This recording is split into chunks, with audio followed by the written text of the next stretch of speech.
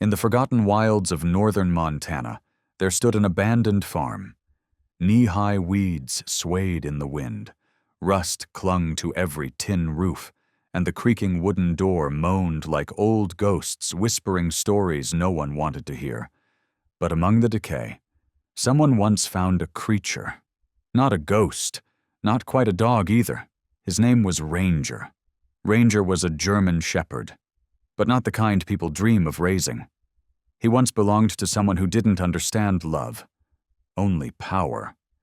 They said his former owner was a gang enforcer, a man who trained dogs to intimidate like walking weapons. The Ranger wasn't taught to trust, only to attack, not to obey, but to snarl until grown men froze. He had no loving nickname, only barked commands and the sting of a whip. When they found Ranger, he was chained to a broken beam in an old barn. The chain was rusted, his ribs sharp beneath his skin, and that once glorious coat of his, matted with dried blood and dirt. But what silenced the rescue team wasn't the wounds. It was his eyes. Not wild, not even angry, just empty. As if his soul had left long ago, leaving only a body that growled to stay alive. They brought Ranger to Hope Trail's rescue center, a haven for the broken, as its founder often said. But even here, a place that had healed the most wounded souls, Ranger was the exception.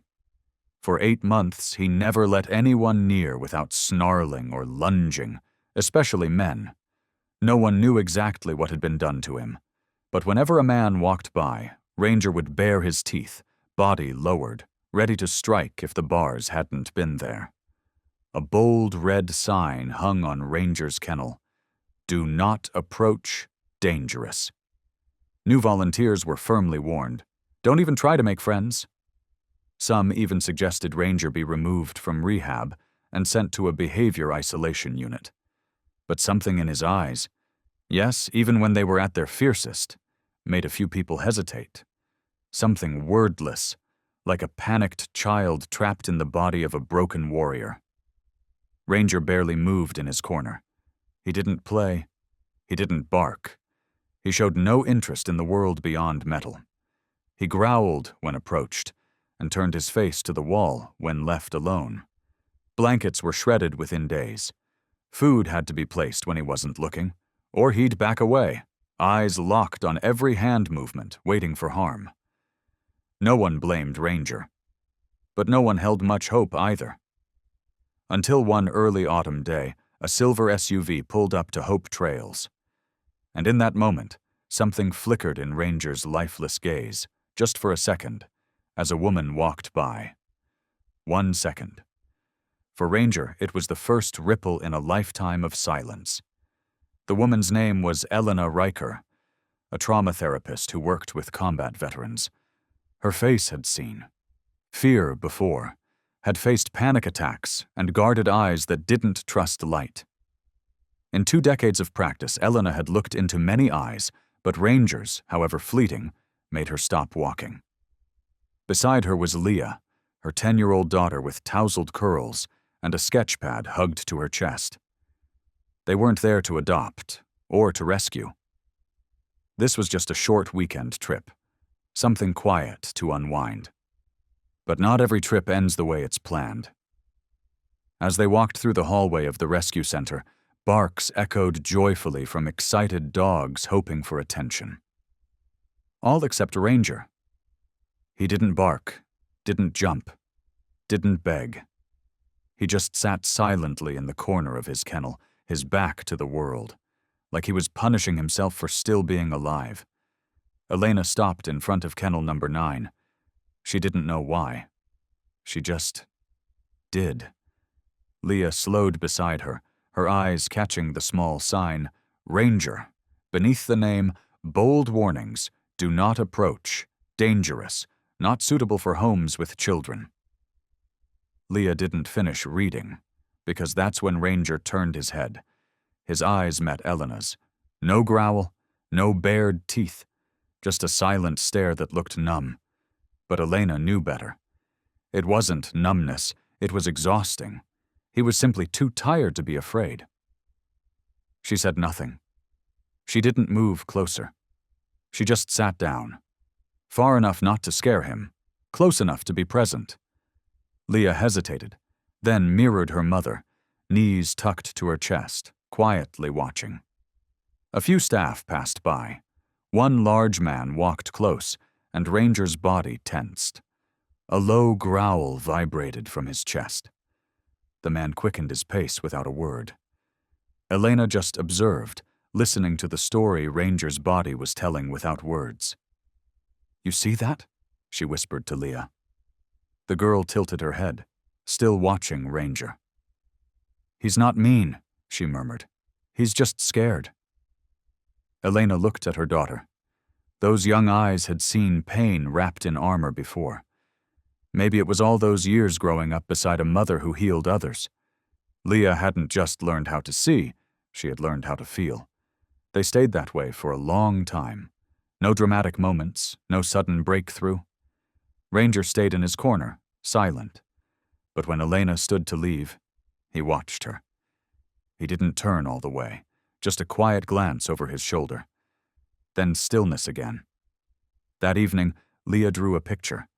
A large dog rested beneath a pine tree. Nearby sat a little girl, not touching, not petting, just close, silent. There was no red, no chains, just two souls sharing a space no longer ruled by fear.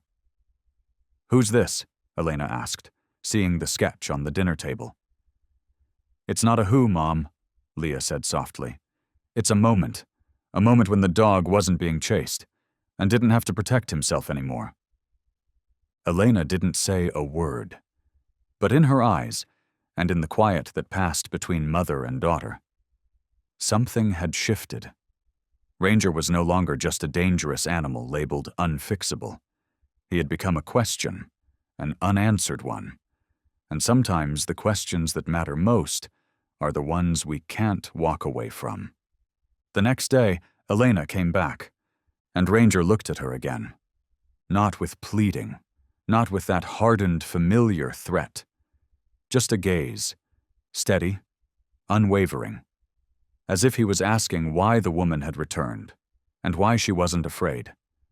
Elena brought a book with her, not a psychology manual, not a guide to dog training, just a worn-out novel she had loved as a child. It wasn't about animals, it wasn't about trauma. But there was something in those pages that reminded her. Silence could be its own kind of language. She sat down 3 meters away from Ranger's kennel. No pressure, no signals, no staring. She simply opened the book and began to read, her voice soft, steady, like wind moving gently through trees. Leah sat beside her, quietly pulling colored pencils and paper from her backpack. The Ranger didn't react right away. He remained in the corner, light streaming through the bars, catching every rough edge of his coat, every tiny scar on his ears. He didn't growl, didn't shift, but his eyes were wide open, watching both of them. Leah drew with calm focus. She didn't ask for permission, didn't wait for direction. She just let her hands follow her heart. When she finished, she rose slowly, moving with the grace of someone entering sacred ground. She knelt at the kennel's edge and gently placed her drawing on the cold concrete floor. She didn't slide it in, didn't push it through the bars, just left it at the threshold and stepped back. The Ranger didn't lunge, didn't growl. He just watched. His eyes paused exactly where the red and blue crayon had drawn a big dog lying under a pine tree. Next to him, a little girl holding a book. No one touching. No one intrudes. But the space between them, closer than before. Elena kept reading. Her voice rose and fell like breathing, anchoring the space, never forcing it. A kind of presence that asked for nothing, offered everything. A staff member walked by and opened their mouth to speak, but Elena raised a single finger, signaling silence. The person hesitated, then quietly stepped away. not because of fear, but because they realized they were witnessing something sacred, something like a ritual. By mid-afternoon, the wind picked up. A golden leaf spun in the breeze, fluttering in front of Ranger's kennel before landing gently, right in the center of Leah's drawing. Ranger blinked. A small motion on a body otherwise still as stone. Then Ranger pushed himself up on his front legs. Not to lunge, not to bark, just to sit up, that was all. But for Elena and Leah, it was the first wave in an ocean waiting to awaken. When they left later that afternoon, Ranger still hadn't touched the drawing. But he didn't turn away. He watched them go. No blinking. No stiffness like before. And that, for a creature who had once been starved, beaten, used as a weapon and thrown away like trash, that was the beginning of trust. On the ride home, Leah looked out the window, her eyes shiny from wind and sun. "Mom," she whispered, I think he remembers my face now." Elena didn't answer right away. She just placed her hand on her daughter's shoulder and smiled. It was a smile filled with hope, but also caution. Because Elena knew beings like Ranger didn't open all at once. They opened in layers, like bandages slowly unwrapped from wounds that hadn't fully healed. But deep down, Elena knew. Today, they had peeled back the first one. The next day, when Elena and Leah returned to Hope Trails, a light autumn rain had begun to fall. The sky was a soft gray, the kind of gentle melancholy that didn't bother Leah one bit. She wore her raincoat neatly, carried her art bag like always, and this time brought along a small plastic box filled with homemade dog biscuits. Elena had told her not to feed Ranger directly, but Leah didn't intend to. She just wanted to place it nearby, as another kind of hello. When the two approached the kennels, Ranger was in his usual corner, but this time he wasn't turned away. His head was up. His dark eyes followed their steps from a distance. A young staff member named Sean was mopping the floor nearby. As he came out of the supply room, he passed Ranger's kennel. Just the movement of a shadow in the wrong direction and the soft click of the kennel's latch shifting under his touch was enough to wake the fury. Ranger launched at the metal door in under a second. His claws scraped loud against the cement, a guttural snarl tearing from his throat. His teeth bared, saliva flew, and his eyes locked with an intensity that could slice through stone. Sean stumbled back, both hands raised by instinct. I didn't mean to," he stammered. Trish, the longtime manager, rushed from the office, waving Sean off before turning toward Elena with a worn-out look of apology. "He's still the same," Trish said, her voice low. "Any deep voice, any heavy footsteps? And he tightens like a bowstring. Almost 4 men already. One was the vet, one new volunteer. The other 2 were visitors, both male." Leah clung gently to her mother's side, fingers brushing Elena's hand. "He's never actually bitten anyone, though, has he?" Elena asked, eyes never leaving Ranger, who was still growling behind the bars. Trish nodded slowly. "Not yet. But he once snapped close enough to graze someone's skin. That's when we added all the warning signs. No touching, no hand feeding, no unlocking unless there are 2 staff present." She looked at Ranger, a mixture of sorrow and frustration softening her face. "We tried sedatives. I tried music therapy. Even brought in a specialist. After 3 weeks, he quit. Said it wasn't behavioral, said it was neurological trauma, damage too deep, said he's beyond repair." Elena said nothing. By now, Ranger had retreated to the back of the kennel, but he didn't lie down. He stood there, body tense, as if still calculating the distance between himself and the man who had just left. The growl had stopped, but his eyes hadn't stopped measuring. Leah stared at him, then asked softly, "Mom, if someone hurt you every time they came near you, and then left you behind, would you act like that too?" Elena looked down at her daughter. "Maybe," she said. "Maybe worse." A quiet pause stretched between them. Leah gave a small nod, then opened her bag and took out a new drawing. It showed a wooden bridge stretched across a gentle river. On one side stood a little girl, on the other, a large dog. Above them, sunlight streamed through clouds, touching the center of the bridge. The girl wasn't moving forward. She wasn't calling out. She was just waiting.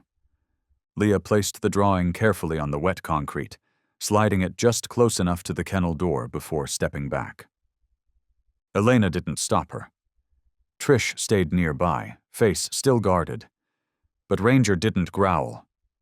He glanced down at the picture, studying it as if it was the first time colors had entered his world without threat. His gaze moved back to the mother and daughter. Not trusting. Not yet. But I no longer panicked. Trish let out a soft breath. I've never seen him not react when something's placed that close to his space.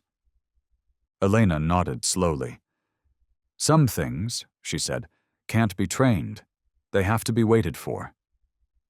And sometimes, waiting in the right way is the only way a shattered soul begins to realize it hasn't been completely abandoned. On the third day, Leah returned with another drawing. This one showed Ranger lying beneath the pine tree again, with an open book beside him. She didn't explain the image.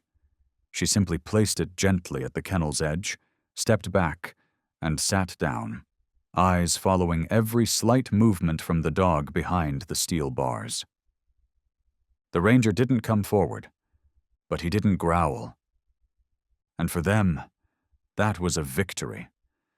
The only sounds were the soft flutter of turning pages, the gentle scratch of Leah's pencil moving across paper, and the steady breath of a dog who once seemed to have given up on life. That's how the first week passed, without expectation, without pressure, just presence. A quiet presence that didn't try to invade, didn't try to prove anything. By the 8th day, Ranger moved. Not much, but he no longer curled up in the farthest corner of his kennel. Instead, he sat a little closer to the door, close enough to see the details of Leah's face when she smiled, when she sketched, even when she simply sat there, doing nothing at all. Elena said nothing, but when she turned to look at Ranger, her eyes softened, because she understood. Some wounds don't have to be spoken aloud to show they're starting to heal. And some creatures, ones who were taught that the world was a battlefield to survive, were finally relearning their first lesson, that not every presence brings pain. That afternoon, Leah left behind another drawing. In it, Ranger lay beside a sunflower. No fences, no steel bars, just earth, grass, and the soft October light spilling from the sky. She bowed her head gently, as if greeting the character she had drawn. The Ranger looked. He didn't move. But his ears, they didn't fold back like they used to. And Trish, the woman who once thought she understood every dog deemed beyond saving, stood quietly in the back, gripping a folder a little too tightly, because something had shifted, not just in the dog, but in the way people looked at him. Elena sat on the bench behind the center, watching as Leah carefully taped the new picture onto the glass outside Ranger's kennel. It showed Ranger lying beneath the tall pine again, eyes closed, sunlight resting on his body. The picture was shaded in soft, warm colors, and for the first time, there were no chains. Leah stepped back, tilting her head, admiring her work as though whispering something only she could hear. Then she turned to her mother and said, gently but firmly, "I think he needs a family." Elena froze. Her daughter hadn't said it like a child who saw a pitiful animal. She said it with the heart of someone who had witnessed fear, who had lived in silence, who understood what it felt like when something inside your chest was pounding just to be seen, to be safe.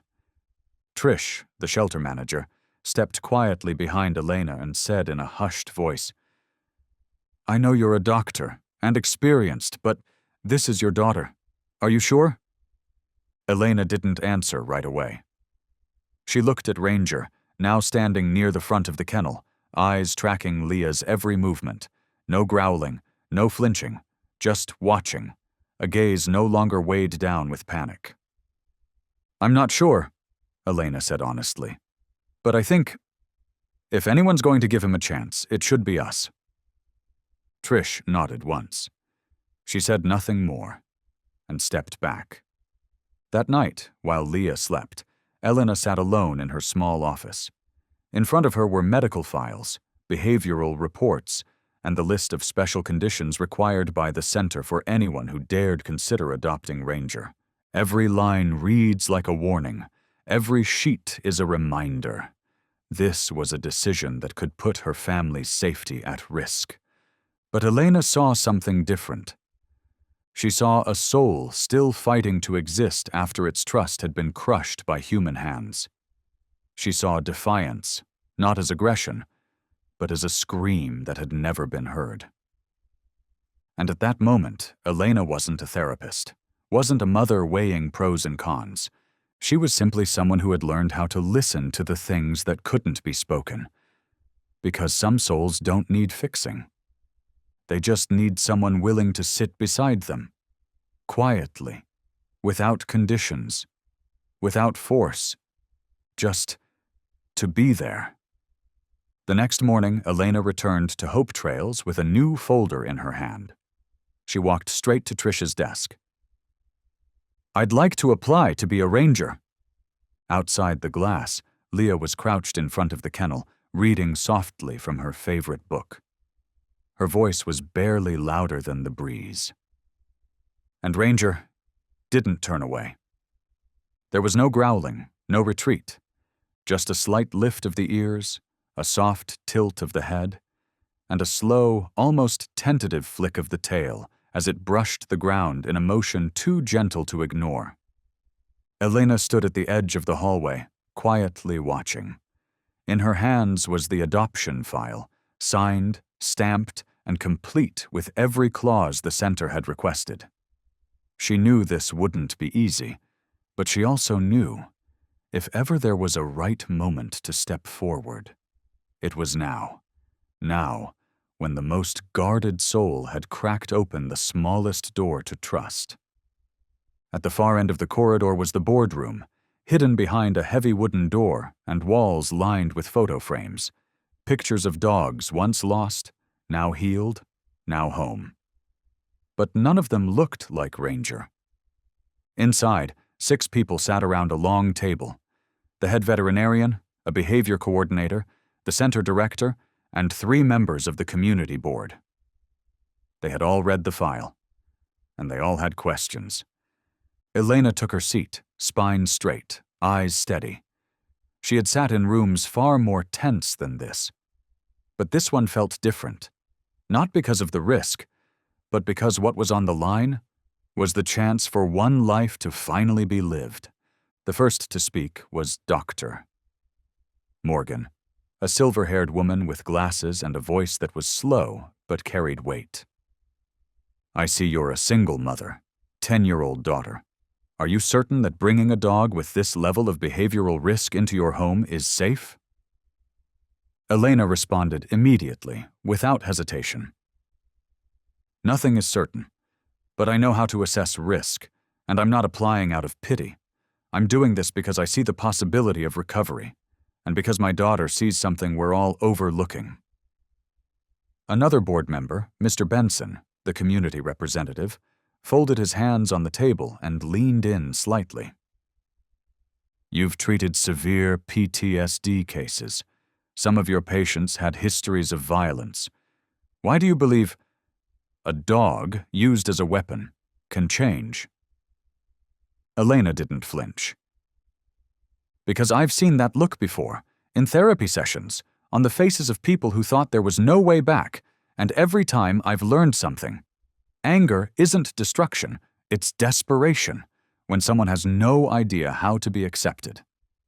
Ranger is no different. He's not aggressive. He's defensive. It's the only language he was ever taught." Silence filled the room. A few glances exchanged across the table. At the far end sat Trish, the center's longtime manager. Her hands were clasped tightly, but her voice was calm when she spoke. "I've watched Elena and Leah for weeks now. I used to believe Ranger couldn't change, but I've seen him grow quieter when they're near. I saw his eyes the first time Leah placed a drawing at his kennel. He didn't bark, didn't lunge. He just watched. And that's never happened before." Dr. Morgan looked thoughtful, then opened the file again. "We can approve this, but only with strict oversight, weekly reports, behavioral monitoring via video, and if we detect any signs of danger, Ranger returns to the center immediately." Elena nodded. "I accept every condition," Elena said calmly, "but I have one request." All eyes turned toward her. "Please," she said, "stop calling him a danger case. Call him by his name. Call him Ranger." "Ranger is not a problem. He's a chance no one's dared to take." A moment passed. Then one board member raised their hand. Then a second. The third hesitated, then slowly nodded. And with a narrow vote, Elena was approved. As she stepped out of the boardroom, Leah was already waiting in the hallway, her eyes bright with quiet knowing. "Mom?" Elena nodded, knelt down, and wrapped her daughter in her arms. "We're bringing him home." Leah didn't speak. She simply held her mother's hand, tight, like she had known this moment would come all along. And in her eyes, there was something deeper than hope, a kind of still, radiant belief. Quiet, but so powerful it sent a chill down Trish's spine, the kind of chill only truth could bring. The boardroom door hadn't even fully closed when one of the council members called out again. The question wasn't in any form. It wasn't part of any protocol.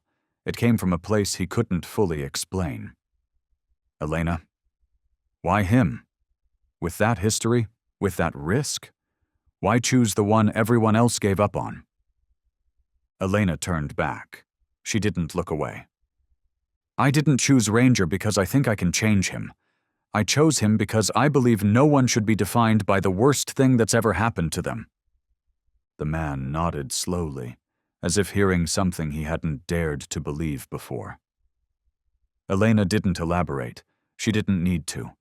Her final words were spoken quietly, but with a clarity that brought the entire room to stillness. "I'm not afraid of the dark. I understand it." The door closed behind her. Trish stood waiting in the hallway. She didn't beam with joy or offer flowery words. She simply nodded, then gestured toward the back kennels. The Ranger was still lying there. Still. Silent, but his ears moved. As if he'd heard something important. And in that moment, Trish tilted her head slightly and whispered, barely believing her own voice. "That little girl made him quiet, for the first time." Elena paused. Leah looked up, her eyes shining, then turned to Ranger. She didn't run. She didn't reach for him. She simply stood tall, her posture saying everything. "I'm here." And strangely, the Ranger didn't look away. He didn't come forward. But he didn't retreat to the back of the kennel either. He just watched. A little longer, a little deeper. Then he exhaled. A breath so soft you might have missed it if you weren't paying attention. But Trish noticed. It wasn't a growl.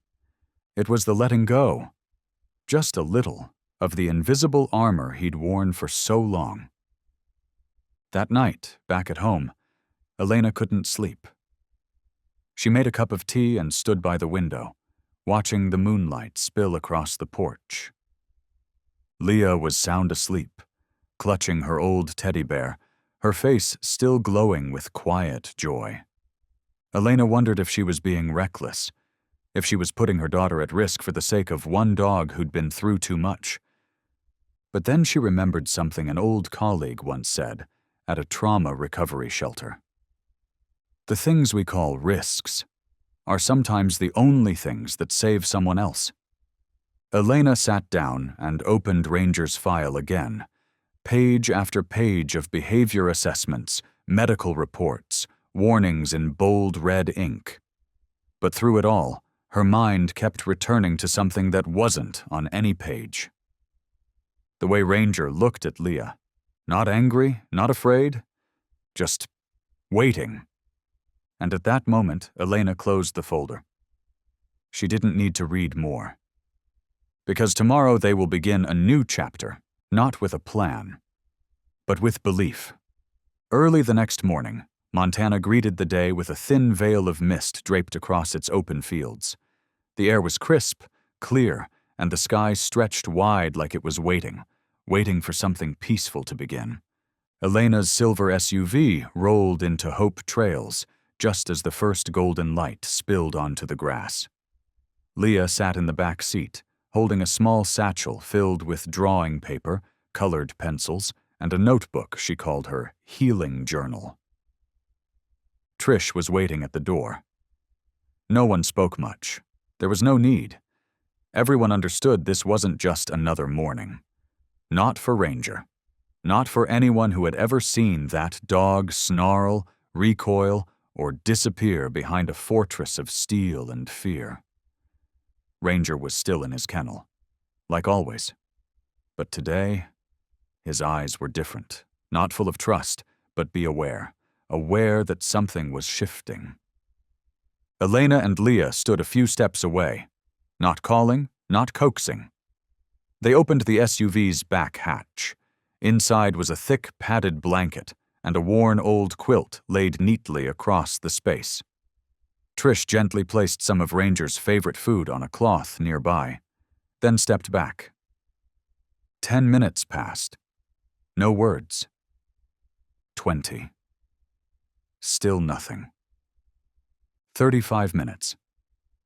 Leah sat on the concrete step and opened her sketchbook. Her pencil moved slowly across the page, tracing the outline of a familiar shape. Tall ears, dark eyes, and a gaze that always seemed to see straight through you.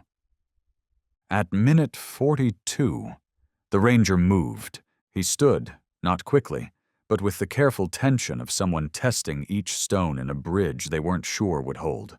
Step by step, slow and deliberate, Ranger moved forward. He didn't look at anyone, but each paw placed was a question. Is it safe? Will someone raise a hand? No hand was raised. Just Leah, head bowed, drawing. Just Elena, still and steady. Just Trish, holding her breath. And then, Ranger stepped in. Gently, quietly. His body was taut, coiled like a wire stretched too far. But he lay down inside the SUV, atop the quilt, without a growl, without a whimper. Just one long breath. The door closed behind him, not like a trap, but like the quiet start of something new. Elena turned to Trish and gave a simple nod, the kind of thank you that needed no words. Trish touched her shoulder, her voice almost breaking. Maybe I was wrong. Maybe he didn't need fixing. Maybe he just needed someone to believe in him. The SUV pulled away from Hope Trails. Leah sat in the back seat, her sketchbook resting on her lap. On the page she had just finished, 2 silhouettes sat beneath a tall pine. One girl, one dog. Not touching, but side by side, facing forward. No leash, no fence. Just enough space to not hurt each other. And close enough to know. Neither was alone anymore. Elena glanced into the rearview mirror. Ranger was panting, eyes wide and fixed on the passing window. But his body didn't curl in fear. There was no growl, no flinch, only watching, not panic. Lust. Caution. A caution that still lived inside him, but no longer wanted to harm anyone. As the car turned onto the slope leading into town, Leah whispered. Maybe to herself, maybe to the wind, or maybe to the tired soul resting in the back. You don't have to change, Ranger. You just need to know. You don't have to be scared alone anymore. Elena reached for her daughter's hand. She didn't squeeze, just touched it. And in the quiet, shadowed space inside the SUV, Ranger blinked once. A beginning. Not grand. Not glorious. But real. Ranger's first room was quiet. No loud noises, no TV, no ringing phones, no voices calling out his name. Elena had prepared it with the care of someone who'd spent a lifetime working with hearts that didn't bleed, but still broke. In one corner sat a small pinewood bed with a soft, ash-gray blanket. Beside it, a simple rug, not too thick, just enough for Ranger to lie down without slipping or panicking. There were no open windows, no bright, dangling lights, just the warm glow of a low bedside lamp, soft as candlelight, soft as breath. Leah didn't say a word. She stood in the doorway, hands tucked behind her back, then looked up at her mother. Elena gave a small nod. Leah stepped aside, giving space. Ranger stepped in like he wasn't sure whether this was a dream or another nightmare dressed in quieter clothing. Each paw landed cautiously, his gaze scanning every corner but never lingering too long. And finally, he sat. Not in the bed. Not on the rug Elena had picked, but in the far corner, pressed against the wall, where no one could come up behind him. Elena didn't follow. She stood at the doorway, quietly watching. Leah had already sunk to the floor outside, sketching silently on a fresh white page. That first dinner was placed about 3 steps away, close enough to say, "We're here," but far enough to not feel forced. Ranger didn't eat. He just watched. Then lowered his head onto his front paws, eyes open, ears alert. Elena recognized the signal. It wasn't refusal. It was a body that didn't yet believe it was safe enough to digest. That night the Ranger didn't move. Didn't howl. Didn't whine. I didn't sleep. Every time Elena passed by in the dark, his eyes were still open, just slightly clouded, like he was willing himself to stay awake, just to survive. But he didn't growl, didn't bark, didn't resist. And to Elena, that wasn't failure. It was the first flicker of a soul that hadn't fully shattered. The next morning, soft Montana light spilled through the frosted hallway glass. Leah woke up earlier than usual. She didn't ask questions, didn't speak. Just pulled her box of colored pencils from her backpack, slid a blank page from her desk drawer, and sat on the floor. The first drawing was of a large brown dog with wide, watchful eyes, lying under a pine tree. Beside him, a little girl with brown hair, not touching, just sitting there, looking at the sky. Leah carefully taped the drawing to the small wall next to Ranger's food bowl. She didn't make him look at it, didn't try to explain. She just left it there, like a whispered message with no sound. "I see you, and I'm waiting." The Ranger glanced at it, didn't move closer, but didn't turn away. He lay still, eyes quiet, like he was storing something inside. Day 2, Leah drew again. A small sun and a wind-blown tree. The picture went next to the water bowl. "So he knows," Leah whispered when Elena asked, "that someone's waiting." Elena didn't stop her. She simply looked at Ranger, then at her daughter, and saw something eerily alike between them. A patience that didn't ask for rewards. By day 5, Ranger ate with both of them still in the room. Not quickly, not nervously. He just lowered his head and took a few bites, his eyes fixed in one direction, toward the door. But he didn't shake. Leah didn't rush to pet him, She only smiled, softly, lightly, like she didn't want the air to notice. Then she stepped outside and left another drawing. This one had two silhouettes, one human, one canine, standing beside a creek. The sun no longer stood alone. Each morning she left a piece of paper near his food, like she was planting hope in ground that hadn't bloomed yet. And Ranger never replied. But he stayed. And he looked. He looked long enough for trust to start growing roots. On the third night, Elena stirred from a restless sleep and heard something. Soft footsteps brushing the hallway floor. No growl, no click of claws, just a breath. Even. Slow. Ranger stood outside Leah's bedroom door. Not inside. Just there. Like a shadow that no longer haunted, but brought something gentler. Lighter. The next morning he didn't wait for them to leave the room.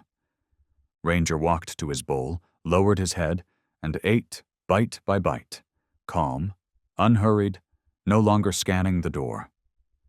Elena stayed where she was, in the armchair, hands resting on her knees. Leah sat beside her, wide-eyed, unmoving. She didn't laugh. She didn't clap. She simply extended a hand. Not too close, but close enough for Ranger to see. And then, a blink. Not a quick, nervous blink. A slow one. The kind of blink animal behaviorists call a silent hello, a sign of trust. Elena placed her hand gently on Leah's shoulder. "You see that?" she whispered. "He's talking to us now." Leah didn't reply. But in her eyes, something had opened. Like a dream she had drawn 100 times was now, quietly, stepping into real life.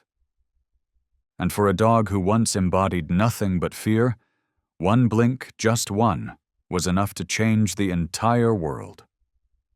That night, the wind howled colder than usual. The tin roof of their little home shuddered as gusts whipped through the pine trees like whispers from something long buried. Elena was making tea in the kitchen. Leah lay curled on the sofa, reading a comic book about animals with extraordinary abilities. Ranger rested at the far end of the living room, eyes quietly locked on the window as always. Watchful, but no longer panicked. Then came the knock. Not the gentle tap of a familiar neighbor, but urgent, repetitive, like someone in a hurry or someone trying to intimidate. Elena froze. The teacup tilted in her hand, spilling hot water across the back of her skin, but she didn't flinch. Leah lifted her head, her eyes wide. The doorknob turned. A dry click echoed through the house, slicing clean through the quiet. Someone was trying to come in. Before Elena could speak, before she could move, a shadow bolted down the hallway. Ranger. He didn't bark. He didn't growl like the violent dogs you see on warning signs. He just moved, fast, decisive, deliberate, and stopped right in front of the door. His body is broad and still, planted like a living shield. No noise, only presence. Ranger stood angled forward, ears high, shoulders tensed, ready to absorb anything that might come crashing through. No growling, no snarling, just a silence stretched so tight it felt like the whole world had stopped breathing. Elena reached behind her, slowly pulling Leah back. She didn't call Ranger's name, didn't give him a command. She only spoke softly, her voice calm. "Please leave the package at the door. We'll get it later." A pause, thick with tension, then footsteps retreating. The door stayed shut. No package was left behind. Just Ranger. Still there. Still silent. Like a statue carved from loyalty and vigilance. Leah looked up at her mother. Ranger didn't retreat to his corner. He stayed. For the first time. For the very first time. The ranger didn't run from fear. He rose, to face it, to protect. Not because he'd been trained to, not because someone gave him a command, not even because some deep instinct of the old violent world told him to, but because Elena and Leah were behind him, and he no longer wanted to hide behind the hurt. Elena watched him for a long moment. The lamplight spilled across Ranger's scarred brown and black coat, casting shadows that made his frame seem larger, more grounded. His chest moved with steady breaths, not in fear, but in readiness. Then he turned his head, not to retreat, but to walk toward them, not too close, no wagging tail. But Ranger had chosen to stay in the center of the room, in the light, in space once too terrifying to exist within. He chose presence. He chose people. He chose the middle of a world that, just 8 months ago, had looked like hell. Leah slowly sat down on the floor, cross-legged. Elena hadn't told her to. She just did it. Like she knew. Silence was the most beautiful thank you they could offer. The ranger stood a moment longer, then carefully lowered himself to the floor, still watching the door. Ears still alert, but his body is no longer tight with fear. A small sign, but the beginning of an entirely new chapter. Elena took one slow step forward. The ranger didn't pull away. She sat down beside Leah. 3 figures, a mother, a 10-year-old girl, and a dog once written off as hopeless, sat together in the same space for the first time, with no barriers. No one spoke, but they all understood. The sound of the doorbell would no longer mean danger. It would become a symbol of trust. Tomorrow Elena would hang a small bell from the back door handle, so that if Ranger ever wanted to go outside, he wouldn't have to circle the room in anxious silence. He would just need to touch it, gently. And her daughter Leah would teach him how, with her eyes, with her sketches, with the kind of love that's quieter, deeper, and far more powerful than anything a training manual could offer. That night, Ranger didn't retreat to his corner. He stayed, right there, in the middle of the room, eyes closed, ears are still listening, but his body had learned to soften. And Elena knew when a creature who once flinched at every shadow learns to lie down without fear. That's not just rest, that's healing. Later that afternoon, Leah carefully tied a small bell to a strip of soft cloth and hung it beside the wooden back door. Not too loud, not too sharp. Just a soft chime, like wind weaving through pine needles. She turned to Ranger, squinting with a smile. "If you want to go somewhere," she said gently, "you just have to let us know." The ranger didn't approach right away, but his ears twitched. A small reaction like a compass needle, just beginning to shift. That evening, when the house had quieted, Ranger didn't curl into his usual corner. Instead, he rose and walked, slowly, toward the door. Elena sat up, silently, just watching. Leah watched, too, hugging her pillow, wide-eyed and waiting.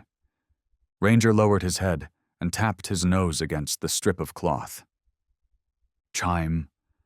The softest sound, but it shattered a silence that had lasted far too long. Elena got up and opened the door. Ranger stepped out into the yard, inhaling the crisp night air. Then he turned, looked back, eyes clear beneath the porch light. No growling, no hesitation. Just a dog learning how to say, "I want to go out, and I believe I'm allowed." Before bed, Leah drew one more picture. This time, it was a door slightly open, a bell softly ringing, and Ranger standing in the threshold as if he had just stepped across the line he once believed he could never cross. The sheet of paper was placed carefully on the dining table, beside a bowl of warm water sweetened with honey, Elena's remedy for Leah's raspy throat. A soft yellow light spilled gently across the unfinished pencil lines, casting a quiet reverence over a drawing that wasn't quite complete, yet already full of emotion. The next morning, Ranger sat nearby. Not too close, but close enough to see Leah shading the sky a light blue. Elena passed by, paused for a second, then continued to pour her coffee. No one spoke. No one gave commands. No one said, "Sit," or "Come," or "Good boy." But Ranger stayed. That afternoon, Leah worked on her homework atop a small rug by the window. Ranger lay just under 2 meters away. He wasn't curled tight. He didn't glance around. He just existed, as gently as autumn wind brushing through open fields. Leah softly read a math problem aloud, then whispered to herself, "If I were him, I'd need time too." Elena sat beside her, voice calm and low. "You know he doesn't speak like we do, right?" Leah nodded. Elena pointed gently. "When his ears fold back like that, it means he's unsure. If his tail gives a little wag, that's curiosity. And when he sighs, that's him learning to relax. You see, his language is in his body, not his mouth." Leah looked up. "So, we have to listen. With our eyes?" Elena smiled. "Yes, that's what it means to respect fear. Not everyone's ready to tell their story. But when they do, even with a glance or a breath, we need to be there to hear it." Across the room, Ranger lifted his head. His gaze swept over the mother and daughter, slowly, deeply, but without the edge of self-defense. Leah didn't look away. She gently reached for more color and continued drawing a little field behind the bell from her unfinished piece. A breeze moved through the curtains. The scent of something baking drifted through the house. The three of them, a woman, a little girl, and a dog who had lived too long in the dark, shared a space together. No need to explain. No need to understand everything at once. But somehow, they were learning to hear the quiet things inside each other. And sometimes, that's the only kind of healing that works. A presence that speaks not through words, but through empathy. That morning, snow fell heavier than usual. The sky turned a soft gray, blanketing the distant pines in gentle white. Elena, bundled in her olive-green coat with frayed edges, wrapped an arm around Leah and looked toward Ranger, resting on the rug, head between his paws, eyes half closed. He opened them as Elena called softly. No growl, no recoil, just a quiet rise to his feet, a walk to the door, and a pause. Leah giggled, not because Ranger did anything spectacular, but because he had repeated something small, a signal. He was ready. Ready to believe the world outside that door was no longer a trap.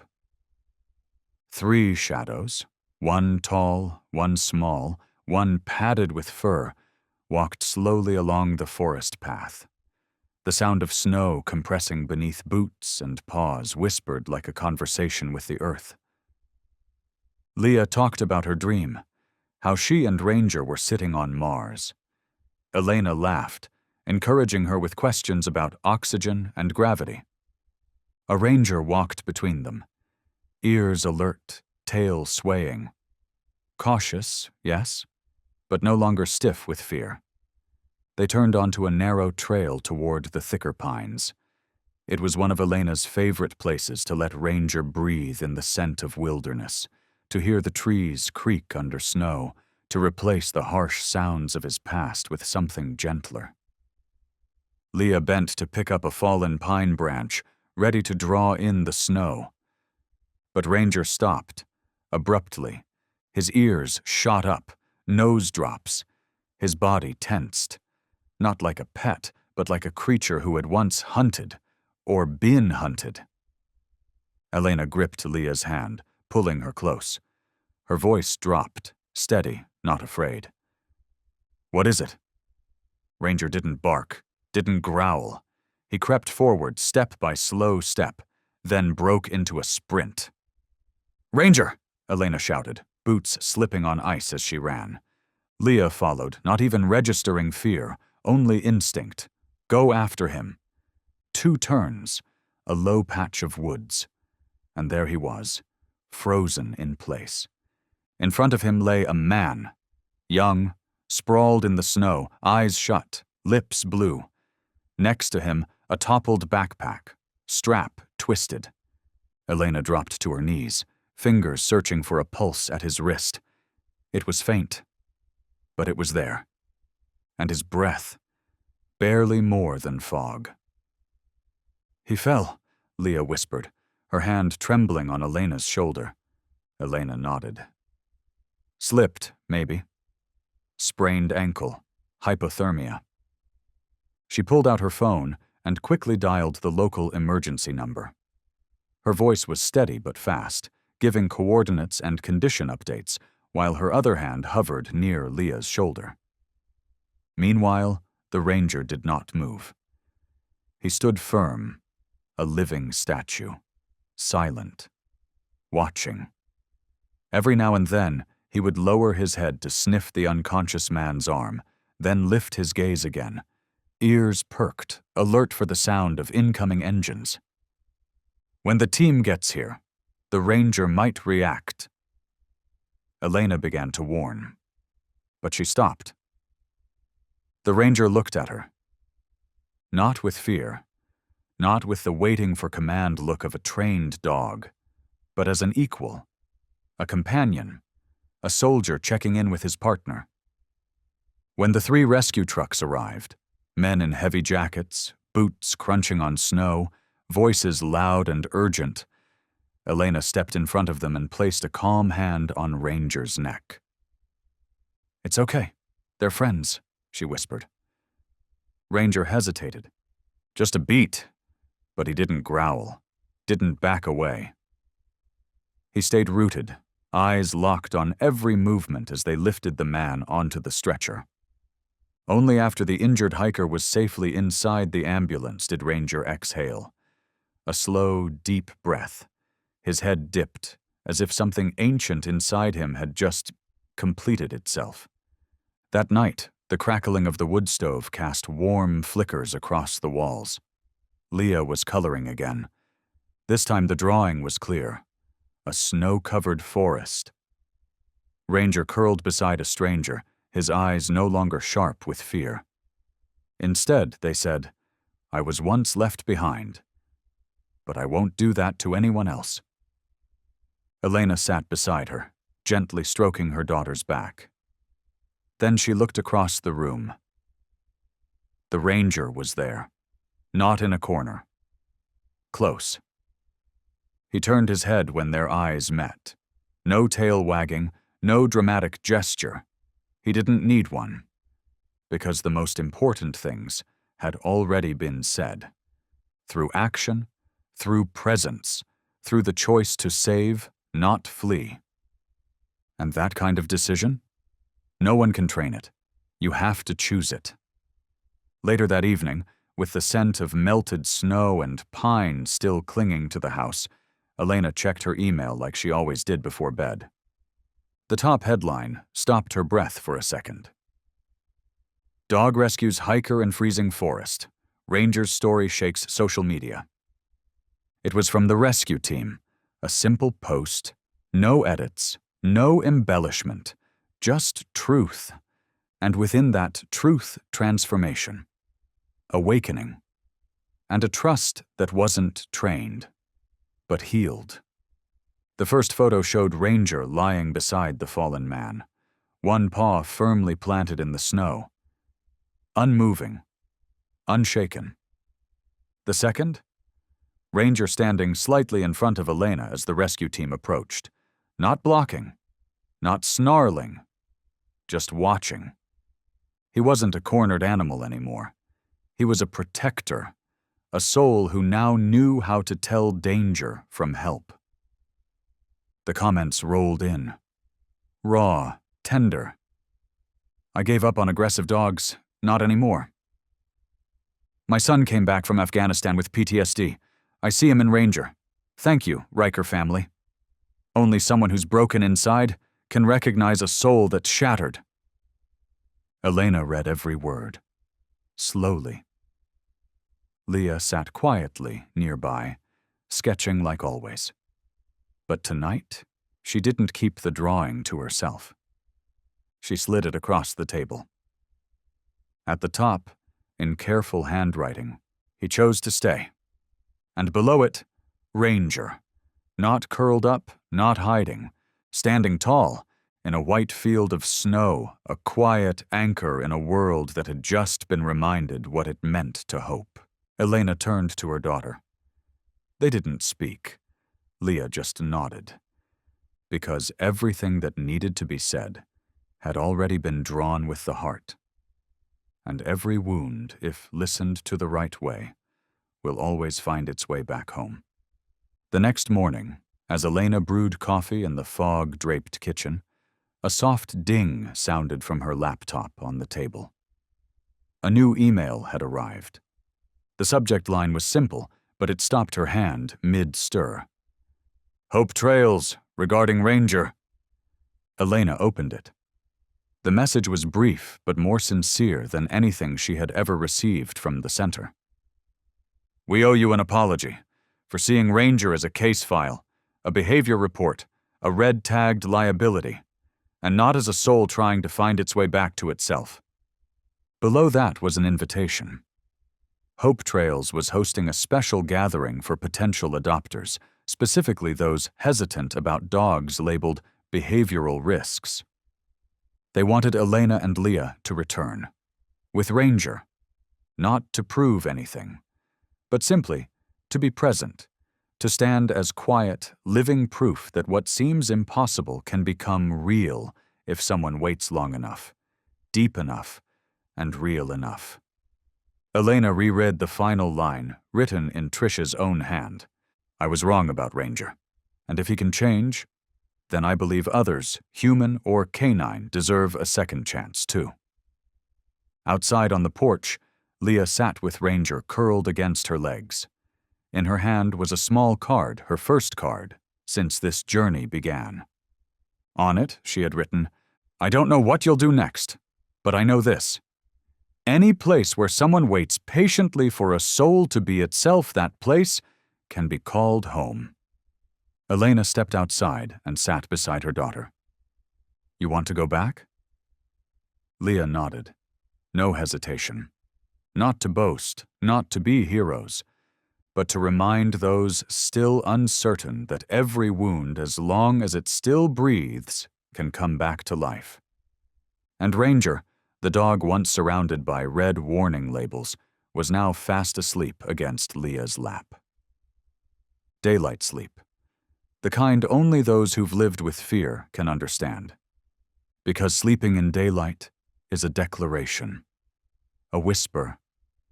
I'm safe now, and safety is the beginning of every new story. That morning the sun rose gently over the thin snow dusting Montana's hills.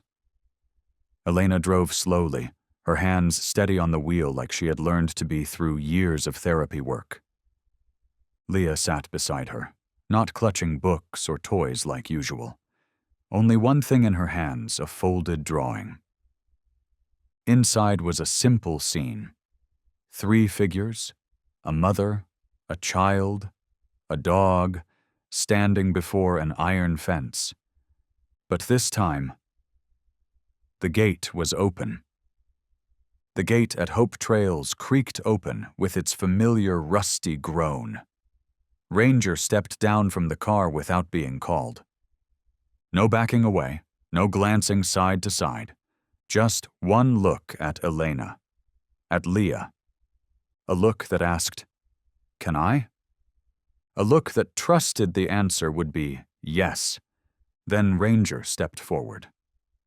The scent inside the building was the same disinfectant, old food, and rust. But the silence was different. People who once passed his kennel with downcast eyes now stood still, wide-eyed. Trish was the first to move, still in her morning uniform, scrubs smudged, gloves on. She didn't speak, just placed a hand over her chest as if her heart had forgotten its rhythm for a second. Behind her, a former staff member whispered, "I can't believe that's the same dog."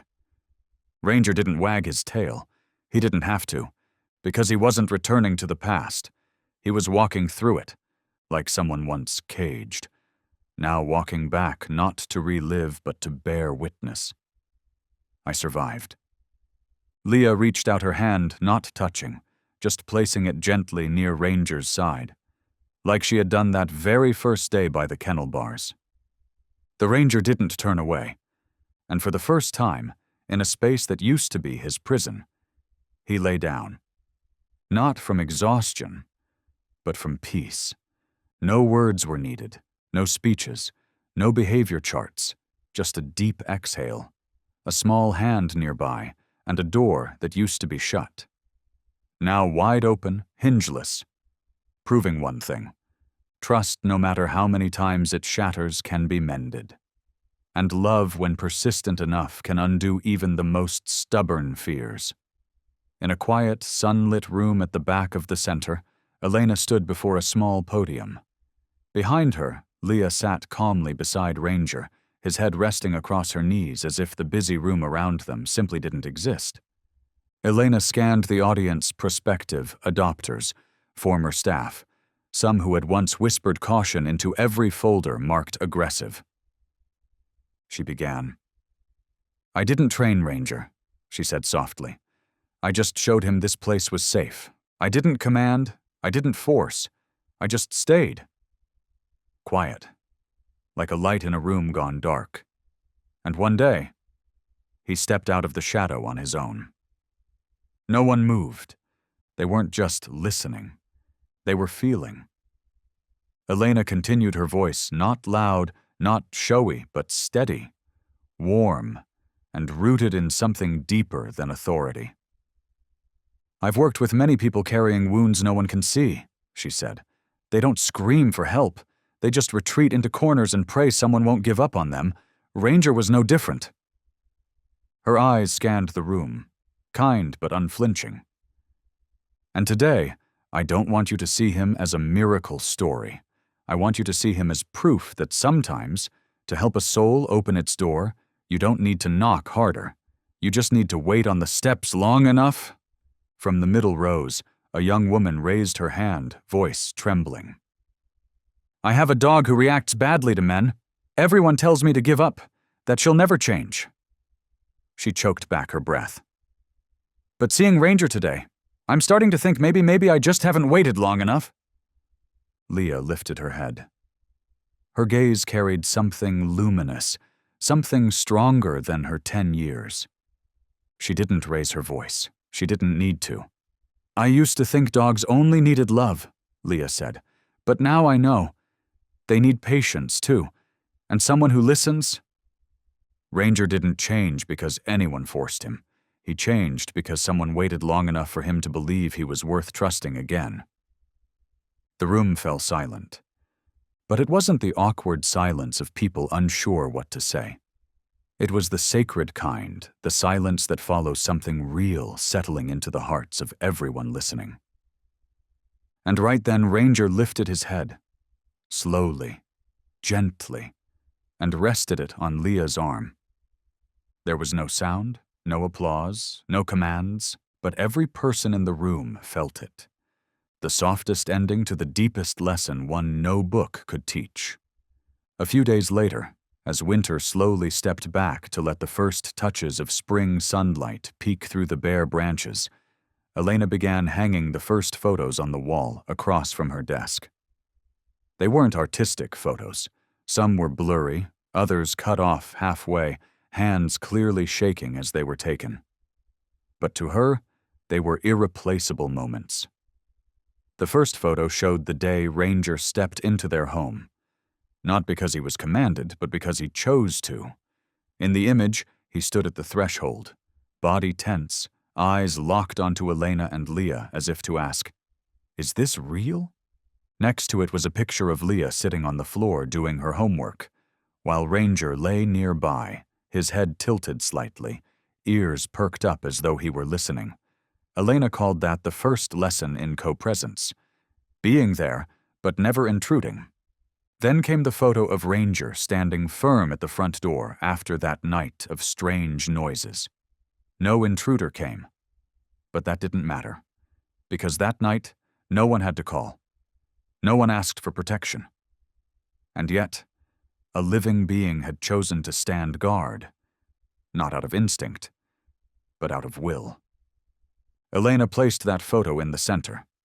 Beneath it, in her handwriting, she wrote, "No one taught him. He simply chose." Beside those photos hung a small certificate framed in pale blue. It read, "Awarded to Leah Riker, Behavior Recovery Assistant, in recognition of her role in the rehabilitation journey of Rescue Dog Ranger." When Leah received the certificate, she didn't laugh or cheer like most kids might. She just glanced at her mom, then turned to Ranger, who was sitting nearby, and handed him the paper gently, as if to say, "This belongs to us both."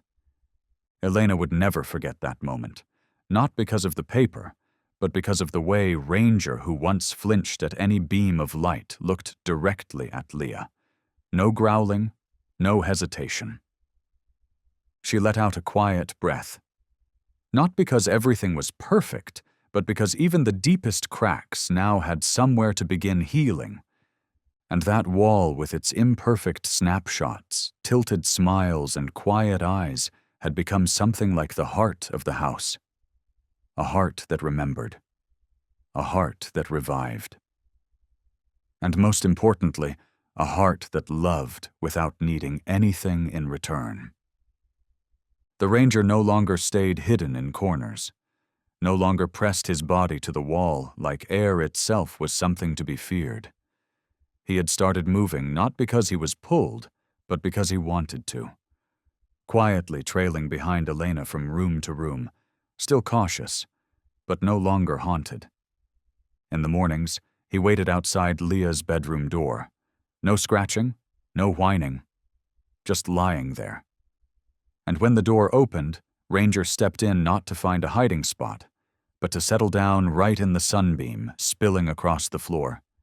Leah would lay a soft blanket beside her desk so she could glance over and see Ranger resting peacefully.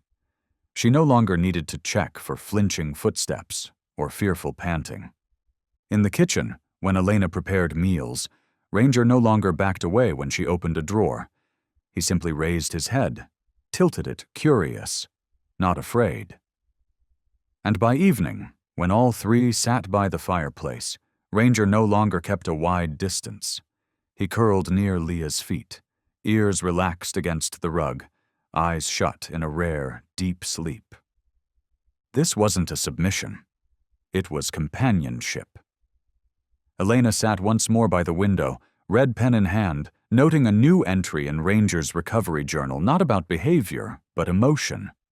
A dog once labeled dangerous had become part of a family's rhythm. No one said the word training anymore, because no one was trying to change the Ranger. They were simply walking with him.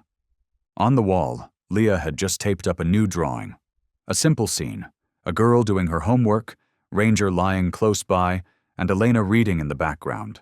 No one hugging, no commands, just a quiet kind of belonging. Ranger was no longer a shadow in the corner. He had become a quiet light guiding souls that had once lived in darkness.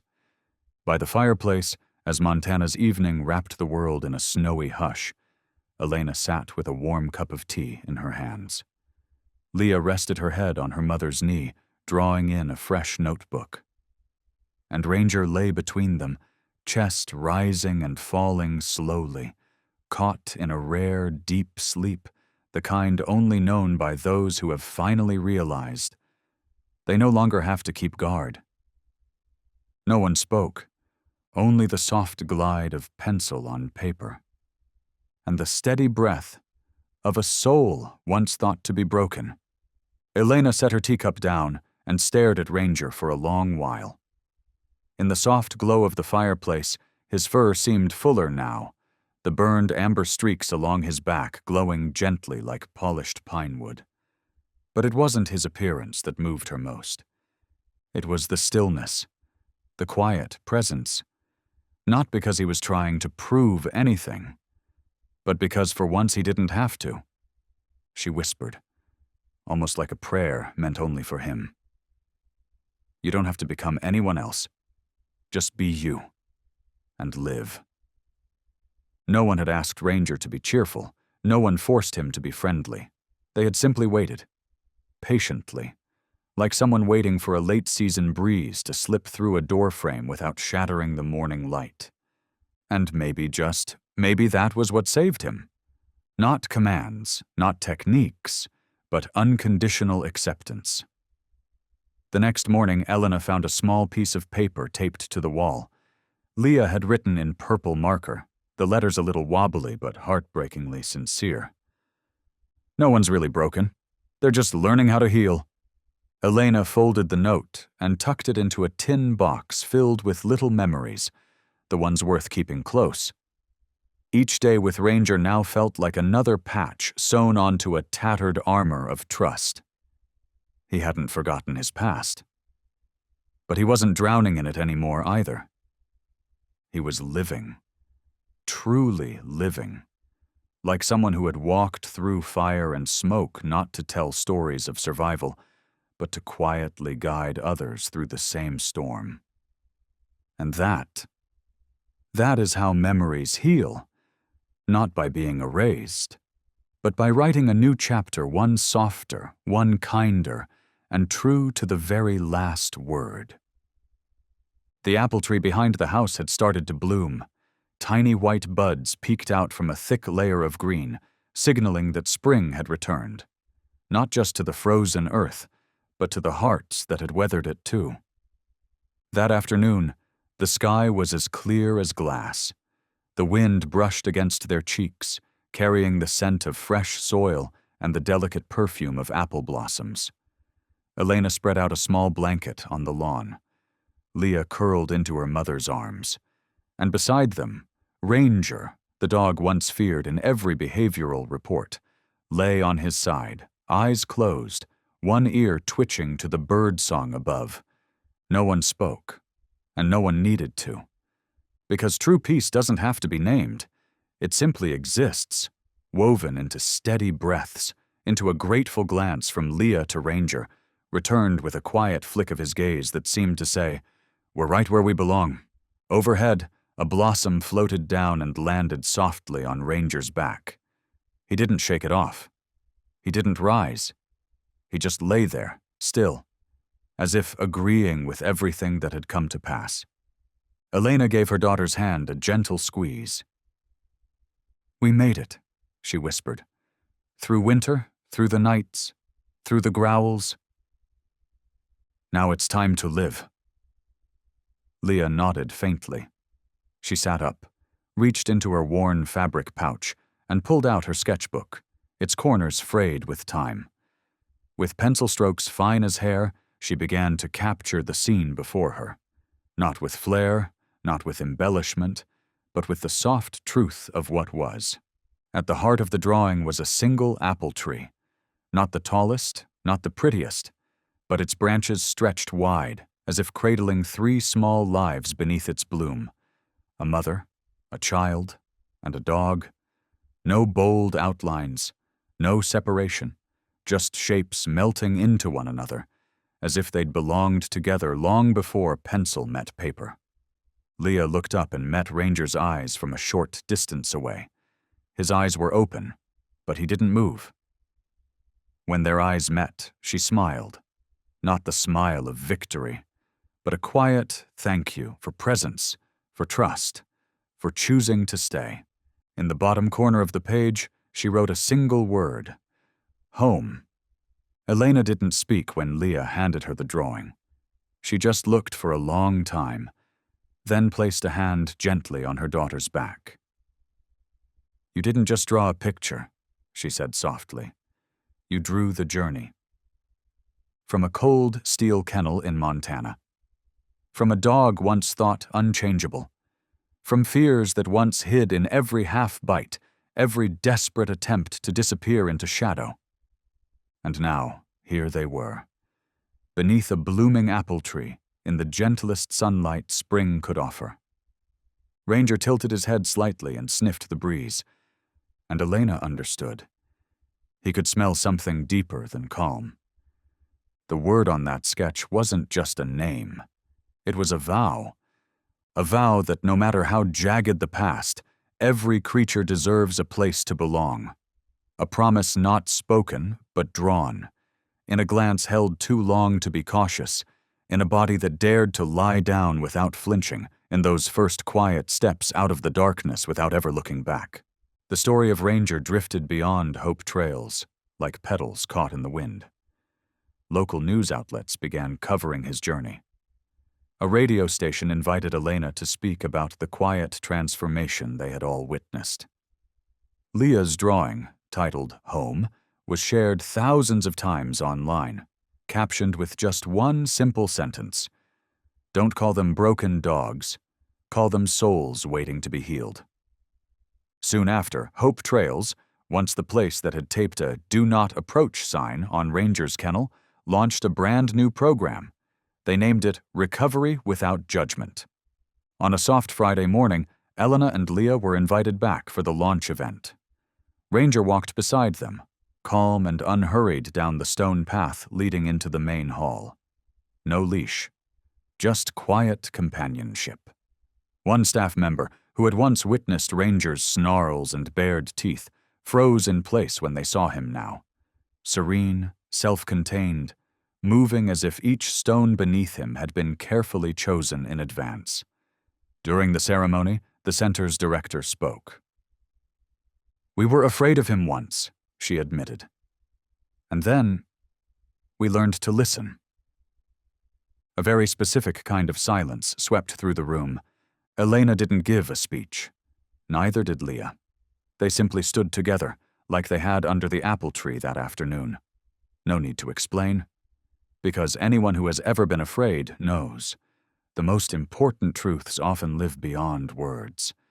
Just a few days later, over 30 volunteers had signed up for Recovery Without Judgment.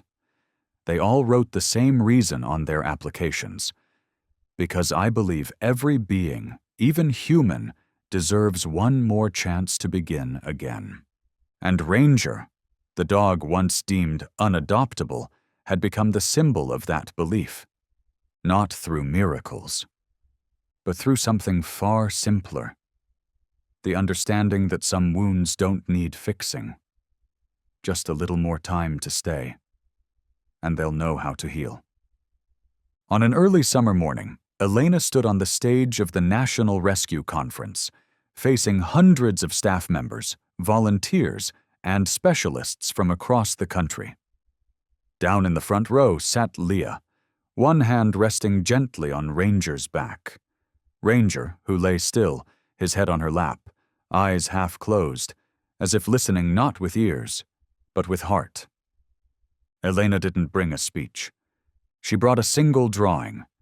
It was a simple picture of 3 figures from behind: a mother, a child, and a dog, seated beneath an apple tree in full bloom.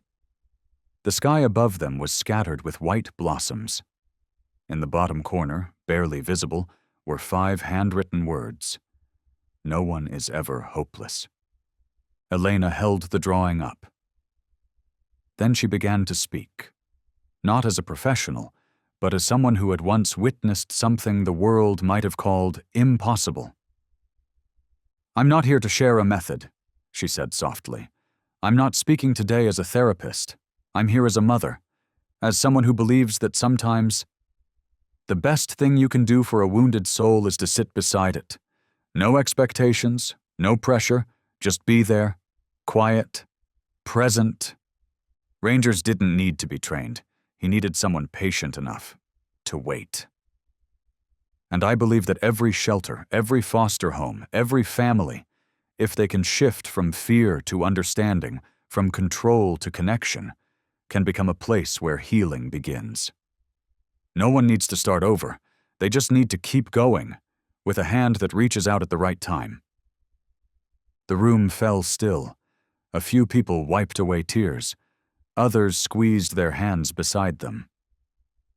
Elena bowed deeply, then stepped off the stage, leaving behind the drawing on the podium, like a silent offering. Let those who were once forgotten.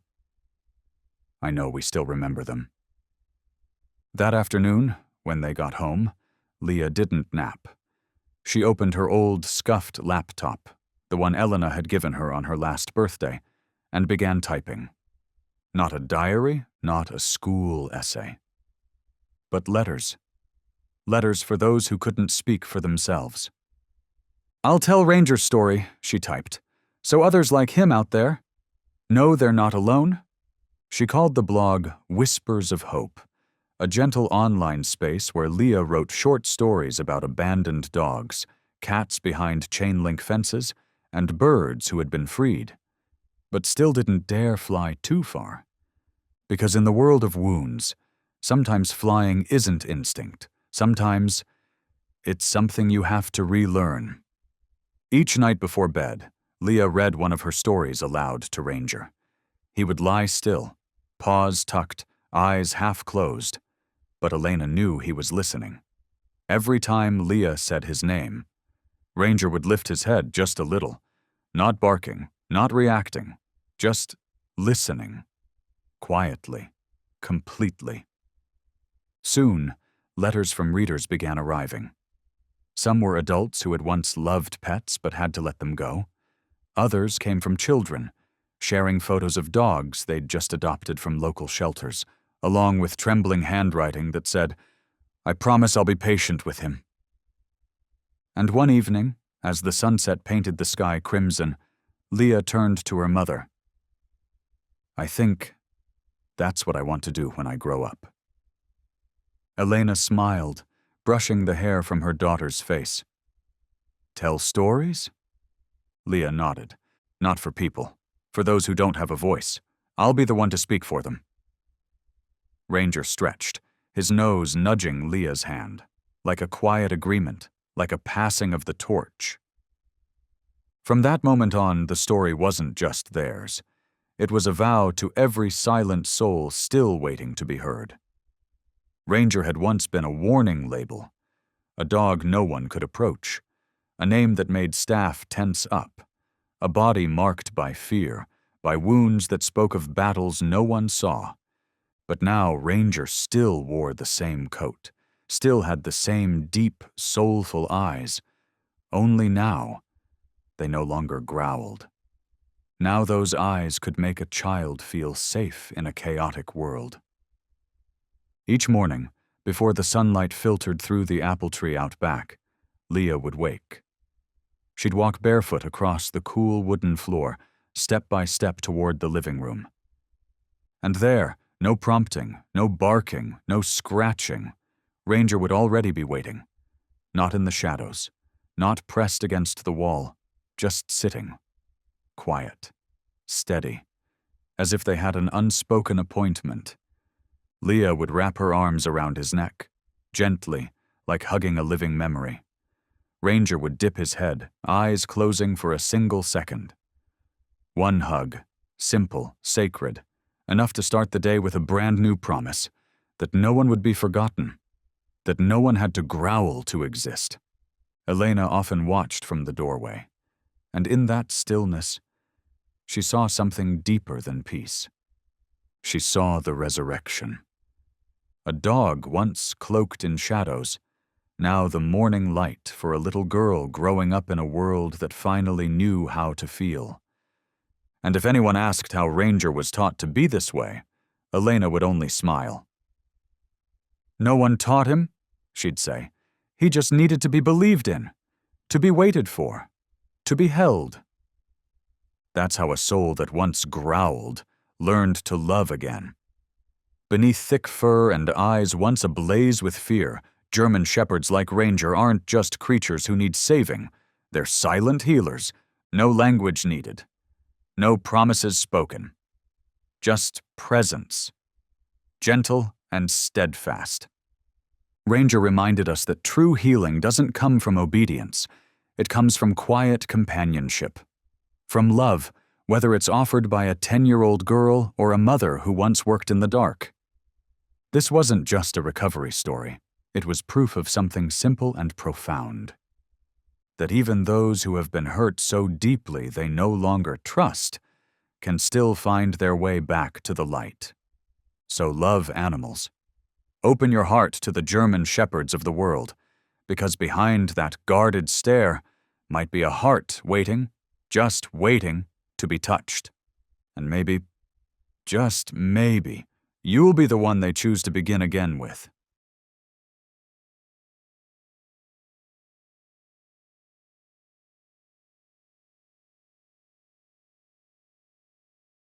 The wind slipped through the bare trees, carrying with it the smell of damp earth and a chill that settled deep into the bones. On the eastern edge of Bristol, where the city slowly gave way to sprawling fields and aging wooden fences, a narrow path led down to a quiet patch of land, a place so still that even birds rarely crossed overhead this time of year. At the end of that path stood the rescue center. A rusted iron sign hung from a weathered wooden frame, its letters nearly swallowed by moss and time. Windhaven Animal Shelter, it read, or once had. Inside, the layout was modest.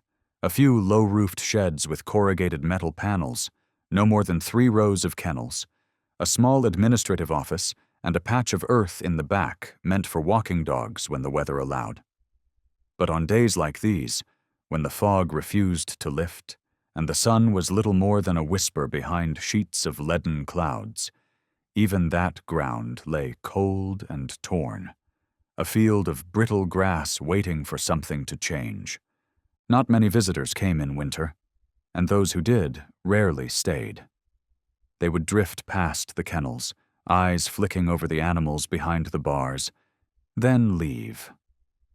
Quietly. Quickly.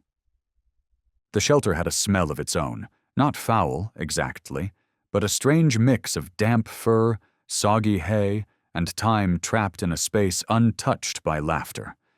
The barking never stopped completely.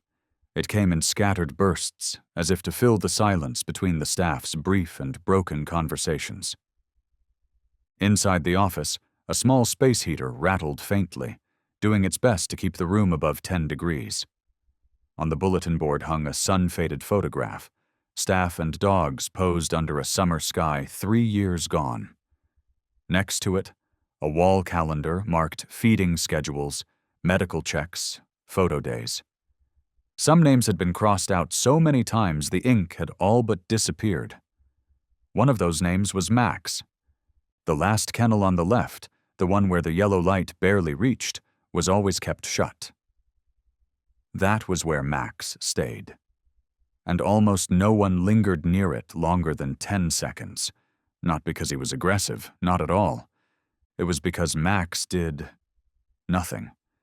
He didn't bark, didn't run to the gate, didn't press his face to the bars like the other dogs. He simply lay there, in the corner, curled into himself, as if even breathing was something he had learned to ration.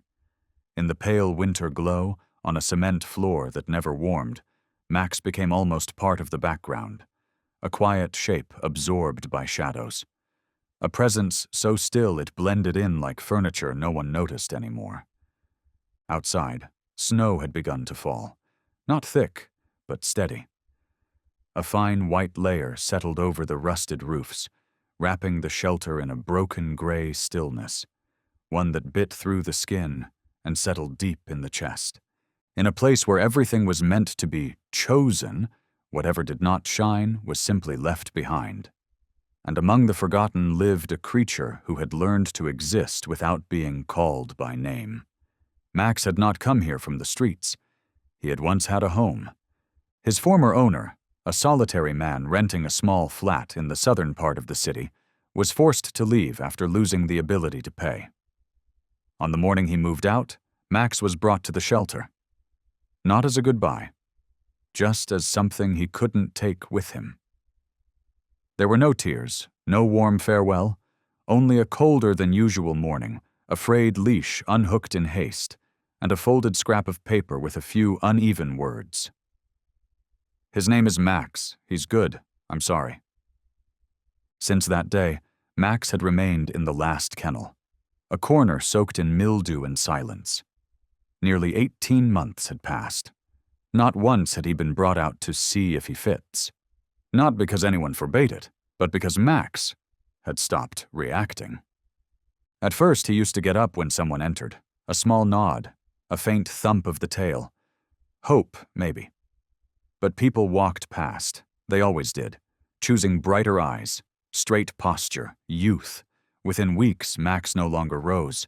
Within months, his tail stopped wagging, and by the winter of the following year, Max no longer lifted his head. Max was a mix, a blend of Malinois and German Shepherd. Once people had looked at him and thought he would be easy to train, sharp, a natural working dog. But what remained now was a thin frame, a coat once rich, now patchy and dull, a slight curve in his back, and eyes that had once held depth, but now sat clouded over, like rainwater sliding across a window long forgotten. One former staff member had summed it up best. "He doesn't care who comes or goes anymore. Nothing wakes him, but nothing frightens him either. He just exists." Max was never aggressive. He didn't growl, didn't bark. But he didn't play either, didn't wag his tail, didn't respond to food or toys. He simply stayed. There was a time a group of school children visited the shelter. They passed by Max's kennel.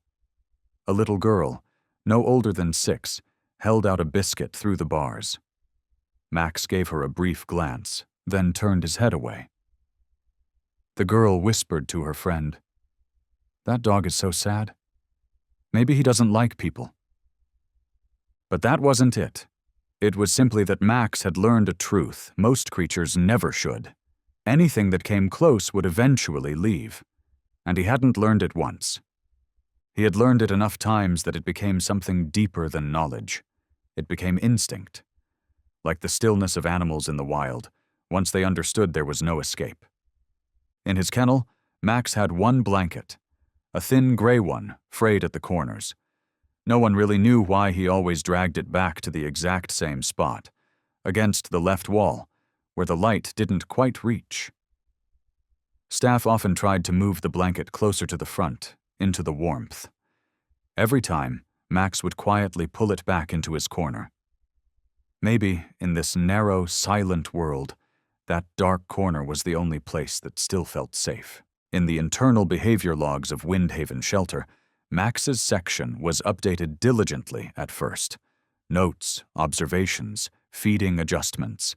Then the entries thinned. Eventually, they stopped. Not because people forgot him, but because, over time, nothing changed. Nothing at all. Sarah, one of the longest-serving staff at the shelter, had tried everything. She adjusted feeding schedules, brought in new chew toys, even invited a behaviorist to assess him. She remembered the first time she saw him. The way he looked at me wasn't like other dogs. It wasn't fear. It wasn't hope either.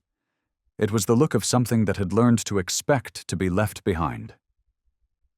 A few months later, a group of young volunteers came to film an adoption campaign. They stopped at Max's kennel. One of them pointed and asked, "What about this one?"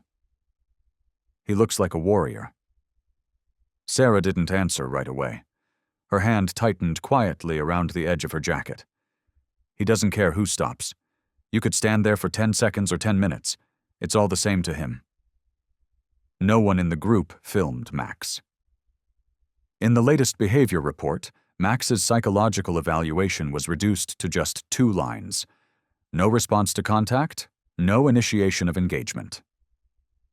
Beneath the printed notes, Sarah had added a line by hand, not official, but gentle in its insistence. "But he still listens." She recalled the stormy nights when thunder cracked the sky and set the shelter's dogs into chaos, barking, yelping, scratching at their kennels, but not Max. He stayed in place, unmoved, only his ears twitching slightly with each distant roar. Like someone who had lived too long in the heart of the storm, until even the fiercest noise became nothing more than an echo from an old dream. He ate regularly, not too fast, not too slow, but only when no one was near. Each time the staff set down his bowl, Max would wait.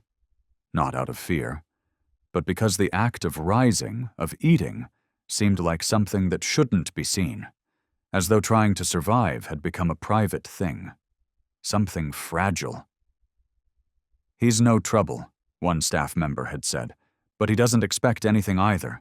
Every day that passes for him, I think, is just one more day." In the kennel block, where other dogs barked and danced and hurled themselves forward at every new face, Max's corner remained untouched. He was the silence in the room without light. The space people passed by, but never paused for. The winter morning began like all others. Cold, quiet, wrapped in a fog so thin and steady, it felt like a blanket laid over fading memories. A visitor stepped through the weathered green door of Windhaven Shelter. The doorbell chimed softly. No one noticed. The dogs nearest the entrance began to bark, their excitement rippling through the kennels in a rising wave of metal clinks, paw scrapes, and the scattered rhythms of hope looking for a face to hold on to. Max didn't move. He lay curled in the same spot as always, the far left corner, where the dull yellow light never reached. In front of him, the mesh door was smudged with dust and time. From outside, anyone looking in would see only a shape, a dark, unmoving shape, like a smear of ash caught between shadow and light. But look closer, and one thing remained unchanged. Max's eyes were still open, slow, quiet, watching. He didn't raise his head, didn't flick an ear, but his eyes, clouded now with age and abandonment, still shifted. Each time unfamiliar footsteps passed, they tracked the motion, not with hope, but with a memory, a distant instinct forged in a time when every sound outside the gate might have meant food, danger, or someone returning. Max no longer believed he would be chosen, but he could not stop looking, as if his gaze was the only part of him that had not yet been taken. "He doesn't hope anymore," Sarah had once whispered while standing beside his kennel. "But he still watches, not because he's waiting, but because he's learned to know when he's being left behind." So Max didn't bark, didn't jump. He simply observed with eyes that didn't welcome, didn't reject. Just eyes that once knew how to wait, but had long since let go of waiting. When the visitor walked by and paused briefly in front of the opposite kennel, a small dog wagging so hard it nearly slid across the floor, Max's eyes moved once more. Slowly. They stopped on the faint reflection in the glass door of the office. There was only him now in that section of the shelter. Not disappointed, not expectant, but still looking. Like an ember that had not yet gone out. Not because it waited to be rekindled, but because the wind had not been strong enough to carry it away. The winter wind still lingered along the pavement, its damp hush wrapping around every corner of the street. In a small car coated with salt-streaked dust from the season, Rachel Donovan quietly turned off the engine. She didn't move right away. Her hands remained resting on the steering wheel, motionless, as if the fading warmth inside the car was the last thing tethering her to the grayness of the day. On the windshield, misted glass slowly gave way to watery streaks. Beyond them, the crooked sign for Windhaven Animal Shelter emerged through the fog. Bent, weather-worn, but still standing. Rachel opened the door. Her footsteps tapped softly against the stone path. The camera around her neck swayed gently with each step. A small sketchbook sat snug in the side pocket of her faded canvas bag, a thing she never went without since she'd begun to draw again. Since she'd begun, in her own quiet way, to live again. Rachel hadn't come to adopt. She wasn't ready for any kind of attachment. Not to people, not to pets, not even to herself. She was only here for reference material. A few candid shots of shelter dogs, for a painting series she was still piecing together, titled Figures in Waiting. Images of things left unchosen. That was how she had described it in her gallery submission notes.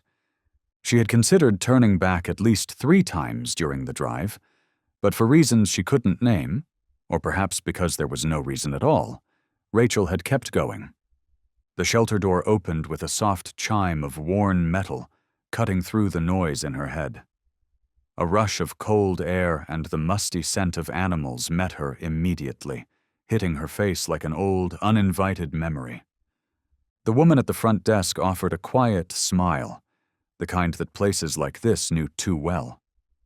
A smile shaped not by welcome, but by the absence of expectation. Rachel nodded back and gently gestured to her camera. "I'm an artist," she said softly, "working on a series about animals. I'd like to take a few photos if that's all right." No one asked more than that. No one asked why a stranger with tired eyes had chosen to come to a place like this, at a time like this. No one noticed how carefully she placed each step, as though even the smallest crack in the floor might make her turn back around. But Rachel didn't turn back. She moved past the first row of kennels, taking a few photos of the younger dogs, but her gaze never fully settled behind the lens, as if those tiny creatures were too bright, too alive, too full of beginnings. And she, still learning how to see the world in color again.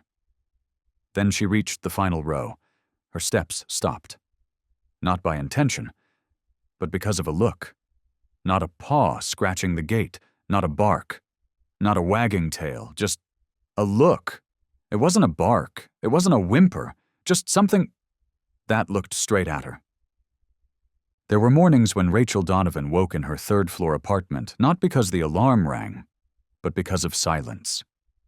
She had lived through days when the ticking of the clock was the only reminder that time still moved. Once, she let the hands slip 3 minutes out of sync, and the world kept going. That moment had stayed with her, the realization that she wasn't the center of anything, and that if one day she disappeared, the world might pause for 3 minutes at most, then quietly adjust itself and carry on. Depression didn't arrive like thunder. It came like dust, layer by layer, until you could no longer see light in the mirror. Rachel had lived like that for nearly 2 years, not drawing, not writing, not speaking unless she had to. Each day was a checklist of minimums. Drink water, take the pills, sleep for a few hours. She didn't cry. Crying belonged to those who still hoped for something. Rachel didn't. She had thought about dying. Not with drama, not in some tragic flourish, just as a quiet solution to the heavy act of continuing to breathe. One summer night, when the wind slipped cool through her open window, she stood at the balcony for a long time. A very long time. No one else was there. Nothing else but the wind. She didn't jump. She didn't cry. She simply turned away. The next day, she found a therapy center on the edge of town. She didn't go looking for help. She went to see if someone else had ever felt the same. A year later, Rachel began to draw again. At first, it was just scribbles. Then came figures with missing hands, missing faces, shadowed outlines with no borders. Slowly, the lines sharpened. Light returned. Not brightly, but like embers that smoldered in the palm of her hand, waiting to become flame. "Learn to stay," her therapist had once said. "You don't need to move forward yet, just don't leave." Rachel had no close family, no parents, no husband, no children. Her apartment held 1 bedroom, a shelf of half-finished canvases, and a reading lamp. On better days, she left the house. On harder days, she sat and sketched, or just sat. That day, the day she came to the shelter, was somewhere in between. Not good, not bad. Just a day that needed a place to go, a reason to carry a camera, and something faintly resembling the act of living. She didn't know what had drawn her to Windhaven. Maybe a post in an old Facebook group. Maybe the bark of a distant dog carried through her window one night. Or maybe it was something without a name. All she knew was that she walked into that shelter with a body no longer chasing an end, but still learning, minute by minute, how to remain. And sometimes, to remain, one needs a look from a creature who had stayed longer with that thought than she ever had.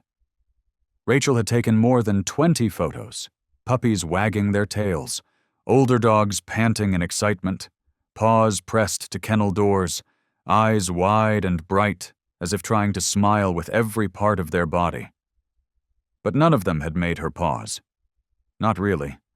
Not until her footsteps brushed past the final row. No bark, no scratching, just a look from the dark. Max didn't rise, didn't move. But Rachel felt it. The moment her body passed the kennel, something inside her paused. Not because of sound, not because of motion, but because she had just walked past something different.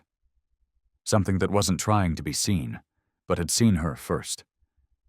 She stopped, turned her head. The dog's eyes were still there. Quiet.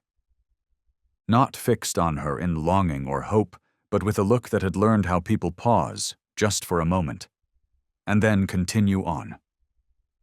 But Rachel didn't walk away. She didn't call, didn't crouch down. She simply stood there, her eyes meeting his, letting the silence carry everything words would only interrupt. There was something in that gaze that made her unable to leave. Not pity, and not the so-called special connection that dog lovers so often spoke of. It was something else, because they were too alike. Both had survived the days when no one called their name. Both knew how it felt when a place once called home became nothing more than a cold memory. Both understood that continuing to live didn't always mean hope. Sometimes it was just a reflex. Rachel took a step closer, gently, slowly, with the careful grace of someone approaching a fragile thing made of paper. Max didn't flinch, didn't reach for her either. He simply watched, no trembling, no panting. And Rachel, for the first time in a very long time, felt no need to do anything. She didn't lift her camera, didn't jot a note, didn't silently plan which angle she might later sketch. She just let herself be seen. Between them stood the cold barrier of kennel bars.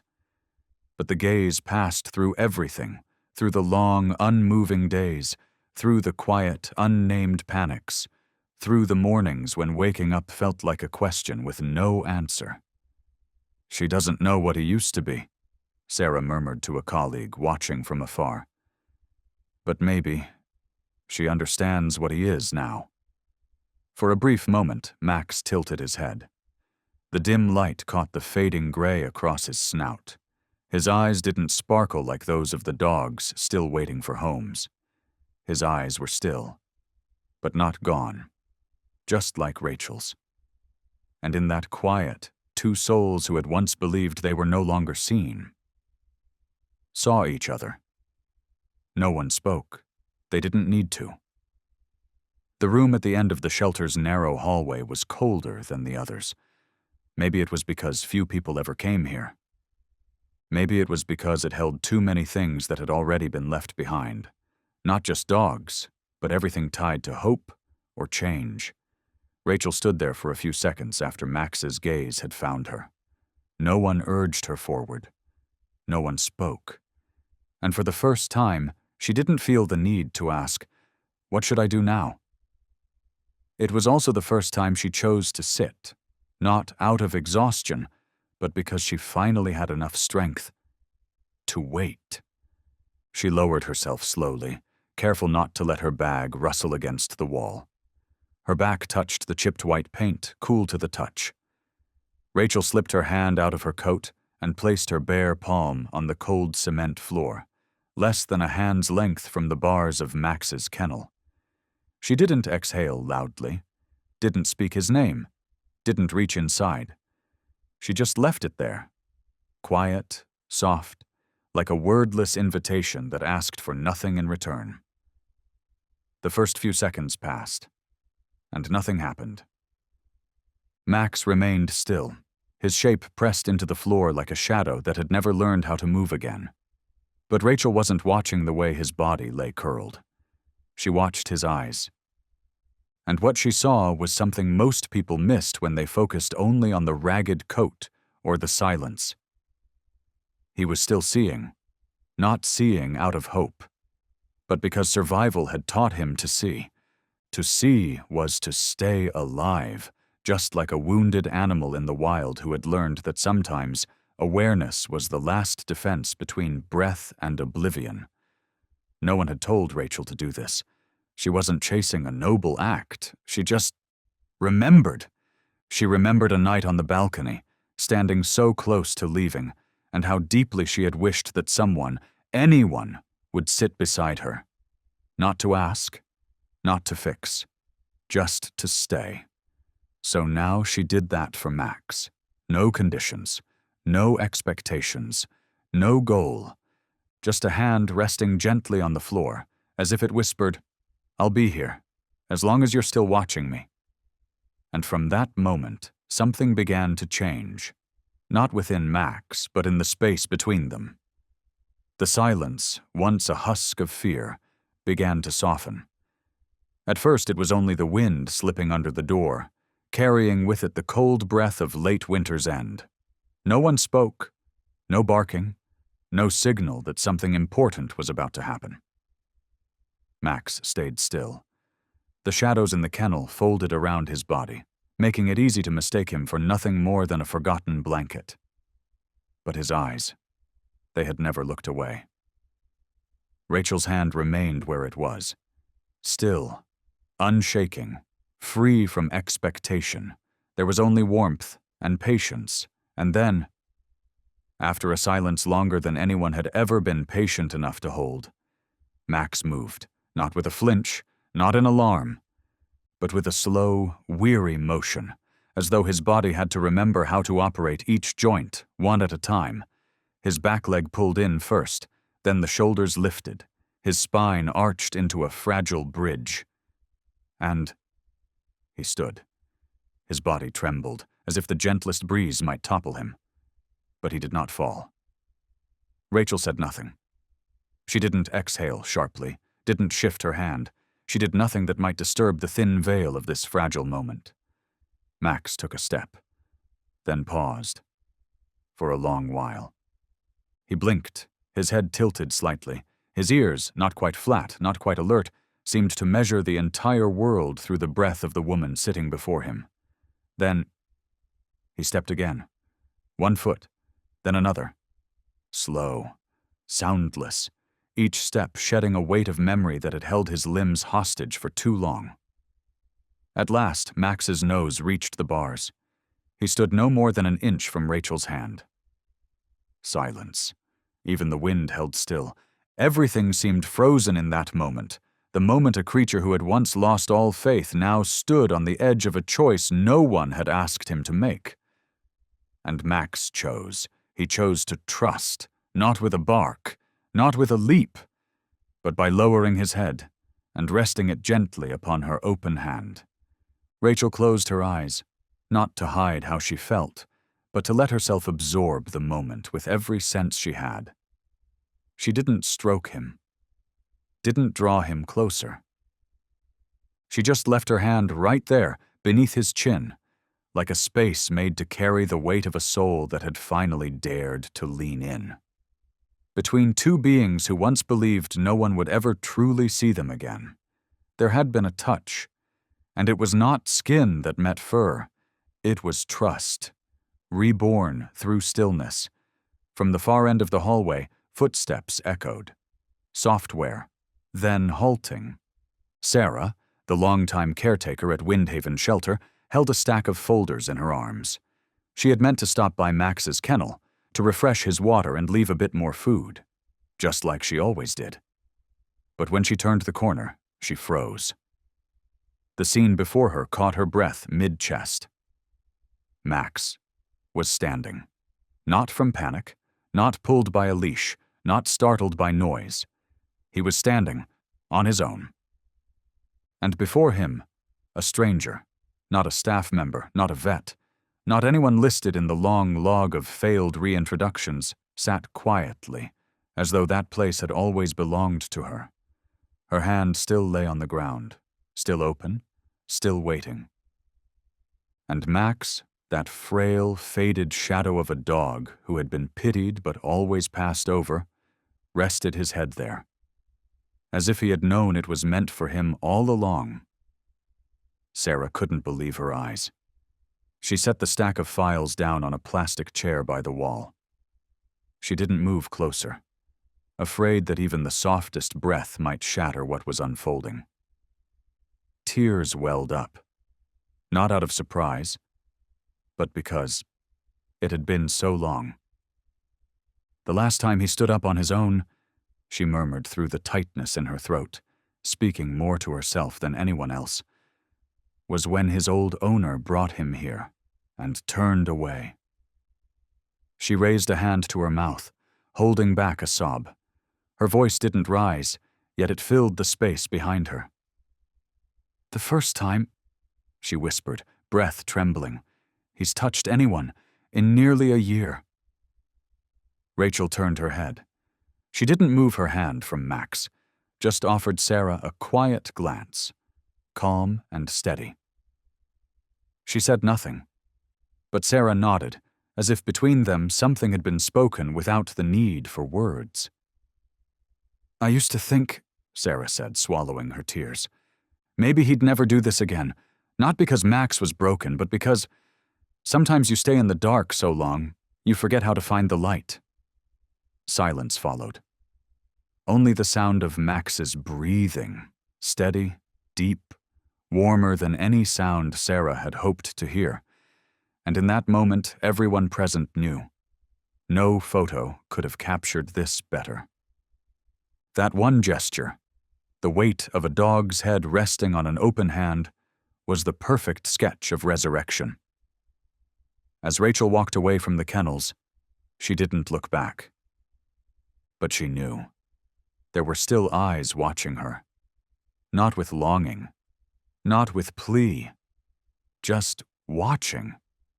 Because it was the only thing Max had learned to hold on to after so many days of being left behind. The wooden door clicked gently behind her. Outside, the sky had started to dim. Gray clouds drifted low across the roof of the shelter. The scent of damp earth and cold air filled her lungs, leaving her with a hollow ache. She stood in the gravel-paved courtyard, the camera still slung across her chest, untouched. She hadn't taken a single photo. She had only meant to find inspiration, a few shots of dogs, a small project to ease herself out of the fog that had lingered in her mind these past months. But Max had not been part of that plan. He wasn't in the sketches. He wasn't on the list of easy subjects. He hadn't even looked directly into the lens. And that, perhaps, that was why Rachel couldn't walk away the way she had intended. She stepped toward her car. Her hand trembled as she reached for the keys. But the image returned, again and again, those lowered ears, that trembling posture, the heavy head resting in her hand, a wordless melody on repeat. "If I turn away?" The thought came softly, but it stayed. No one else might come. Not because Max wasn't worth it, but because no one else might have the time to look, the patience to sit, the silence, to wait for a soul that had fallen to choose to rise. Rachel leaned against the car door, eyes unfocused, staring toward the fence line. She wasn't sure she was strong enough. She wasn't sure she had the experience, the time, or the peace to carry a being who had once broken. But there was one thing she knew for certain. The way Max had laid his head in her palm, not begging, not pleading, made her feel more responsible than any voice ever had. If I don't... She couldn't finish the thought. There was no neat answer. Only a quiet decision growing slowly in her chest, like sunlight easing through a break in the clouds at the end of a gray afternoon. Silent, but impossible to ignore. Rachel got into the car, turned the key, and in the rearview mirror the shelter drifted farther and farther away. But the eyes that had looked at her never left. Rachel's front door opened on a pale gray afternoon, the mud tracks from her old car still fresh along the tiled path. She stepped inside first, holding the door open before turning back to welcome Max. The dog didn't resist, nor did he move on his own. He stood still as Rachel looped the leash gently around his neck. Then he stepped down from the car, slow and quiet, like a figure brought back from somewhere far away. Not heavy, but carrying the sense of something once swept off by the wind and only just returned. Rachel's house was small and unadorned, a neat kitchen, a living room soaked in soft, natural light, a faded sofa that had long since surrendered its color. In the corner stood her easel, a wooden shelf cluttered with sketch pads, graphite sticks, and half-used tubes of acrylic paint, some still uncapped from the last time she'd tried to finish something. She had already prepared a small space for Max, a thick cushion laid beside the window, a stainless steel bowl filled with water, a dish of warm pate stirred gently into dry kibble, still steaming slightly. But Max didn't look. He walked in without hesitation, but not with curiosity. He stopped in the middle of the room, as if awaiting a command that never came, then turned and headed toward the darkest corner of the house. No sniffing, no marking territory, no hesitant exploring, like most dogs brought into unfamiliar homes. Just a quiet shadow finding the farthest wall. Rachel sat on the edge of the stairs, watching from a distance. She didn't call his name. She didn't issue any commands. She only looked, her eyes resting on his back, sending out a silent message. You don't have to do anything. Just stay. But even that... Max didn't answer. No miracles happened that first day. There was no joyful leap into a new owner's arms, no trusting nuzzle, no grateful gaze or happy tail wag like the ones seen in those heartwarming adoption clips. Just an old soul in the shape of a dog, lying still beside a cold wall, his back turned to the open space around him. Rachel let out a quiet sigh. She hadn't expected magic, but to witness such complete stillness still pressed a weight into her chest. It was strange how the moment Max had laid his head in her hand had felt like a beginning. But now, it seemed, it had only been the breath of an ember, not enough yet to light a flame. She didn't turn on the lights. The muted afternoon glow was enough for them to see each other, even if only in the outline. One woman, recovering from depression. One dog, abandoned so deeply that the idea of someone returning felt like fiction. Two living things, under one roof, but not yet living together. That night, Rachel placed a second cushion beside her bed.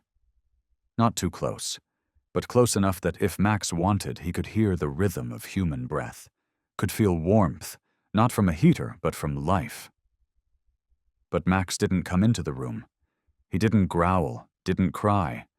He simply stayed away. He chose to lie by the kitchen door, where the tile was colder, farther from everything, his back pressed to the wall, eyes half open, like someone who hadn't yet allowed himself to sleep all the way through.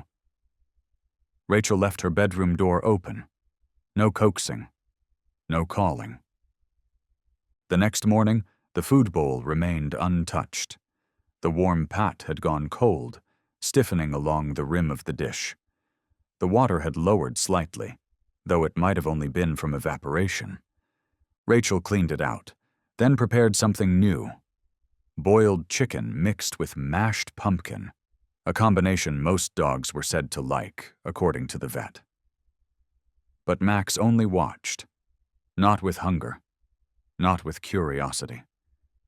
He watched as if weighing a question. Am I safe if I move towards this?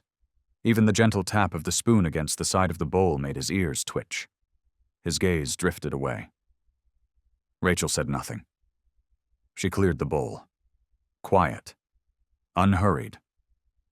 That evening she began to draw again, seeking rhythm through the graphite and lines. She set herself up in the living room, close to where Max lay. One hand on her chin, the other guiding the pencil. And slowly, from memory, an image began to form. Those lowered ears, the hollow eyes, the thin neck from the shelter. But the moment the first stroke touched paper, Max flinched. He jolted upright, didn't run, but instantly retreated into the corner, eyes wide, body rigid. Rachel paused, lifted her head. Max looked at her, not accusingly, but with a look she knew all too well. The look of a soul who had come to expect that every sound was the beginning of pain. She laid the pencil down. Didn't apologize, didn't comfort him with words or hands. She simply whispered softly enough for the air itself to carry it away. It's all right. No drawing tonight. In the days that followed, Rachel tried calling his name each morning. Just once or twice. Her voice was soft, never sharp, never commanding. But Max didn't turn. His ears didn't perk. His paws didn't shift. It was as if the name Max had nothing to do with the being that now inhabited his body, as if it had belonged to someone else, a different dog, long ago, a dog that had died in someone's heart and never come back. On the 6th day, Rachel sat by the window frame, her back resting against the wall. Max lay motionless across the room, still in the familiar corner near the fireplace, but never quite close enough to feel the warmth. She cupped a mug of tea, no longer hot. The steam clouded her glasses, blurring her view as much as her feelings blurred inside. She remembered reading once that love, when deep enough, could heal. But life wasn't written like books. Love, without time, without the right kind of silence, could become something else entirely, could become a weight. Rachel had never asked anything from Max. She hadn't called too often, hadn't tried too hard. She didn't press herself into his space. She hadn't flooded him with affection. She simply stayed. And she waited. But waiting was tiring, too. Not because there was no progress, but because she began to wonder, am I helping Max, or am I only deepening his fear? There were moments when Rachel believed she was doing the right thing, like the evenings she lay on the rug, reading quietly near the spot Max often chose. But Max would only glance once, then turn his head away. No approach, no reaction, no invisible thread connecting two souls with matching fractures. She had hoped, just once, for a tail to twitch, or for a blink timed perfectly to his name. But there was nothing. Rachel lowered herself, voice barely above breath. I don't know what you've been through. I don't know who made you believe silence is the safest place to be. But here, you don't have to pretend anymore. Max didn't stir. Only the steady rhythm of his breath answered her, constant and even, as if ignoring the world was the last tool he had left for survival. Rachel rose. She picked up a small pillow and set it gently beside the cushion where Max lay. She didn't speak again, just turned away. Before stepping out of the room, she paused, like something had returned to her, mid-thought, and she said, almost to the space itself, "You can just stay here. No need to come closer. No need to prove anything, just be here, and know someone is waiting." No answer came. only the whisper of wind through the door frame, stirring the thin curtain behind her. But Rachel's eyes didn't seek a response. She closed the door quietly, not to shut the room away, but to open a new stillness. A stillness where no one was required to respond on cue. A love without demand, a home without expectations, and a chance, fragile, small, but enough for a soul once collapsed to begin, slowly, ever so slowly, learning to trust again. Rachel never thought she would return to drawing this soon. After months of depression, the very lines that had once saved her had become what she feared most. Because every time she set the pencil down, it felt like looking straight into the pieces of herself that had fallen apart. And she wasn't sure she was ready to face them. But one afternoon, as the sunlight angled through the window and brushed across Max's back, his still form like a charcoal block dusted with time, Rachel felt a faint stirring in her hand. It wasn't inspiration, not the artistic kind. It was more like a survival instinct, like someone about to drown who breathes in, unsure if there's still oxygen in the room. She pulled out a pad of paper, sat cross-legged on the floor, roughly 3 meters from Max, far enough so he wouldn't leave, close enough to see every fold in his ears, every uneven patch of fur along his neck. The pencil she used was old, the tip dulled. But when Rachel lowered it to the page, her hand didn't shake. Because she wasn't trying to make anything beautiful. She was just breathing. The first lines didn't resemble Max. They resembled her weariness. A hunched curve of a spine carrying winter across its shoulders. A tail laid neatly, like the punctuation at the end of something unspoken. Ears not upright, but gently folded, like a being that had stopped listening to the world. She didn't draw from inspiration. She drew because not drawing would suffocate her. After 10 minutes, Max hadn't moved. After 30, he still hadn't turned away. Rachel drew 3 sketches, then set the pencil down. Not because she was finished, but because she felt lighter. She didn't know if Max understood, but somehow it was his silence, his distance, that gave her just enough space to face herself. No comforting gestures, no knowing looks, no words exchanged. Just a quiet dog, and a woman learning how to exist. One more day. In that stillness, their first drawing was born. Rachel never waited for a sign from Max. She just drew, each afternoon, bathed in slanted light, with a cooling cup of tea by her side, and a sketchbook that grew thick with rough, unfinished lines. Max remained in his corner.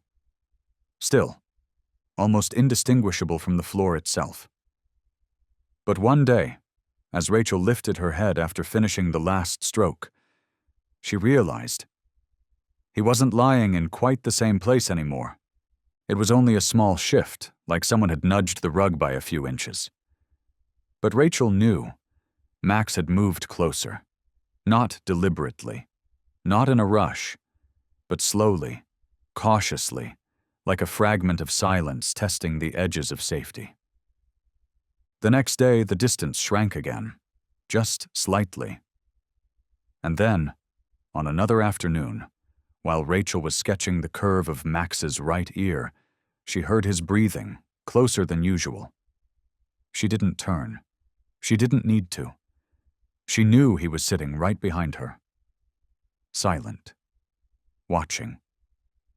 The feeling pressed something deep inside her, not out of fear, but from a quiet surge of emotion. It felt as if a soul that had gone silent was gently saying, "I haven't left. I'm just seeing if you'll stay." Rachel continued drawing. Her hand was steady. She didn't look back, afraid that even the smallest reaction might make the moment disappear. Only after she set the pencil down did she whisper, "Do you feel a little better?" There was no response, only the steady breath behind her. But from that day on, Max was there for every drawing session. He wasn't there as a subject, not in the traditional sense. He became a presence, a quiet constant. Whether he lay still or didn't respond when she called his name, Max had made a choice to remain. And for Rachel, that alone marked a quiet but powerful turning point. That afternoon, the spring air carried the scent of wet earth after the previous night's rain. The window in the art room stayed open, as always, letting in the soft light and the gentle quiet. Max lay just a meter away from Rachel. This time his head wasn't resting flat on the floor. He held it slightly above, ears flicking now and then with each movement of her pencil. The sounds that once startled him, the scratch of graphite, the faint swish of charcoal, no longer frightened him. They had become part of the room's rhythm, part of the silence he had slowly begun to share. Rachel wasn't drawing his full form that day, not the still frame tucked in a corner. She was drawing his eyes. It was the one thing she had always avoided. His eyes had felt like closed doors, and she had never been sure if she was ready to step through them. But something felt different that day. She didn't fully understand why, but she knew she needed to try. Her pencil moved gently, tracing the slope of his eyelid. She paused at the center, at the pupil, where her own shadow, faint and blurred, reflected back at her from the page. She exhaled slowly. In that moment, she wasn't just an artist. She was someone trying to name a soul, to acknowledge its presence with the one thing she could still offer: attention. She looked at the unfinished drawing and softly said his name. Max. Just one word. One name. From the left side of the room, where Max had been lying in his usual stillness, something shifted. Rachel lifted her eyes. His tail, bushy and weak from lack of use, brushed gently against the floor. Not with certainty, not in a flourish. Just once. A quiet movement, like the first response from a heart that had nearly forgotten how. Rachel dropped the pencil. She didn't need to draw any more that day. Every part of her seemed to freeze, not from surprise, but from the weight of how real it felt. She didn't say anything more. She just sat there, eyes damp, her chest still, and for the first time in many years, she didn't feel like she was living alone. One name, one flick of a tail, a thread of light, fragile and soft, but no longer imagined. At first, Rachel didn't notice. She continued living in her slow rhythm, a rhythm she had learned only after walking through the darkest valley. Every action in her day was small, deliberate, and steady. She brewed her tea at exactly 9 p.m., turned on the warm yellow light in the corner of the living room, and sometimes stood up to grab a cookie late at night, just to feel like she was still in control of something. It was on one of those nights, when the wind slipped through the doorframe and soft jazz played in the kitchen, that Rachel got up. She carried a light sweater over her shoulder and quietly walked toward the kitchen, looking for something to settle her stomach. Then came a sound behind her. Not loud, not heavy, just a soft brushing sound, like fur sweeping gently across the wooden floor. She turned. Nothing there. But when she continued walking, the sound returned. Footsteps, quiet, distant but steady. Rachel stopped. The sound stopped too. She bent down and looked toward the hallway. There they were, those familiar eyes, watching her. Max was no longer sleeping the night away in a far-off corner. He was following her now, not closely, not clinging, but moving, silently, behind her. As if to say, I don't know why, but I'll be here. It wasn't a dramatic change. Max didn't come bounding with excitement. He didn't wag his tail furiously or leap onto the couch. But each night, step by step, he chose to follow Rachel. As if the habit of staying close had formed not out of training or reward, but from something quieter, something more human. One night, Rachel opened the balcony door and stood for a while, gazing out at the dark trees beyond. When she turned back, Max was there, sitting quietly at the threshold, making sure she wasn't alone. Another night, Rachel leaned forward at the dining table, exhausted from a faint spell that hit her earlier that day. Max didn't rush to her side. He didn't bark or whine, but he sat a few paces away, his eyes on her, watching. It wasn't noise that comforted her. It was his presence, just being there, steady, quiet, unshaken. Only a few nights earlier, Rachel had told herself, maybe I'm still living alone. But now, with a warm cup of tea in her hands and the soft sound of paws brushing behind her, she knew someone was here. No promises had been made, no bonds declared, just one soul stepping slowly out of the darkness, choosing to follow even the smallest trace of light. That night, the wind picked up. It wasn't a storm, just a cold breath winding through the trees, carrying the damp scent of rotting wood. Like winter hadn't fully left the outskirts of Bristol. Rachel couldn't sleep. There was no specific reason. Just one of those nights where the echoes of depression, like a thin mist, seeped gently through the cracks in her mind. She turned on the long sofa, pulling the light blanket up to her chin, her eyes fixed on the ceiling. The living room was bathed in a soft glow from the table lamp. Warm enough to keep loneliness away, dim enough to avoid the glare of wakefulness. Max was still there, just a few steps away. He lay still, head resting gently on his front paws, eyes open, but not looking directly at her. Just like every night recently, he didn't sleep. He didn't leave. He was simply there. Rachel turned slightly once more, and this time she closed her eyes, not in the hope of falling asleep, but simply to let go for a moment. 1 minute passed, then 3. The soft ticking of the clock kept steady time.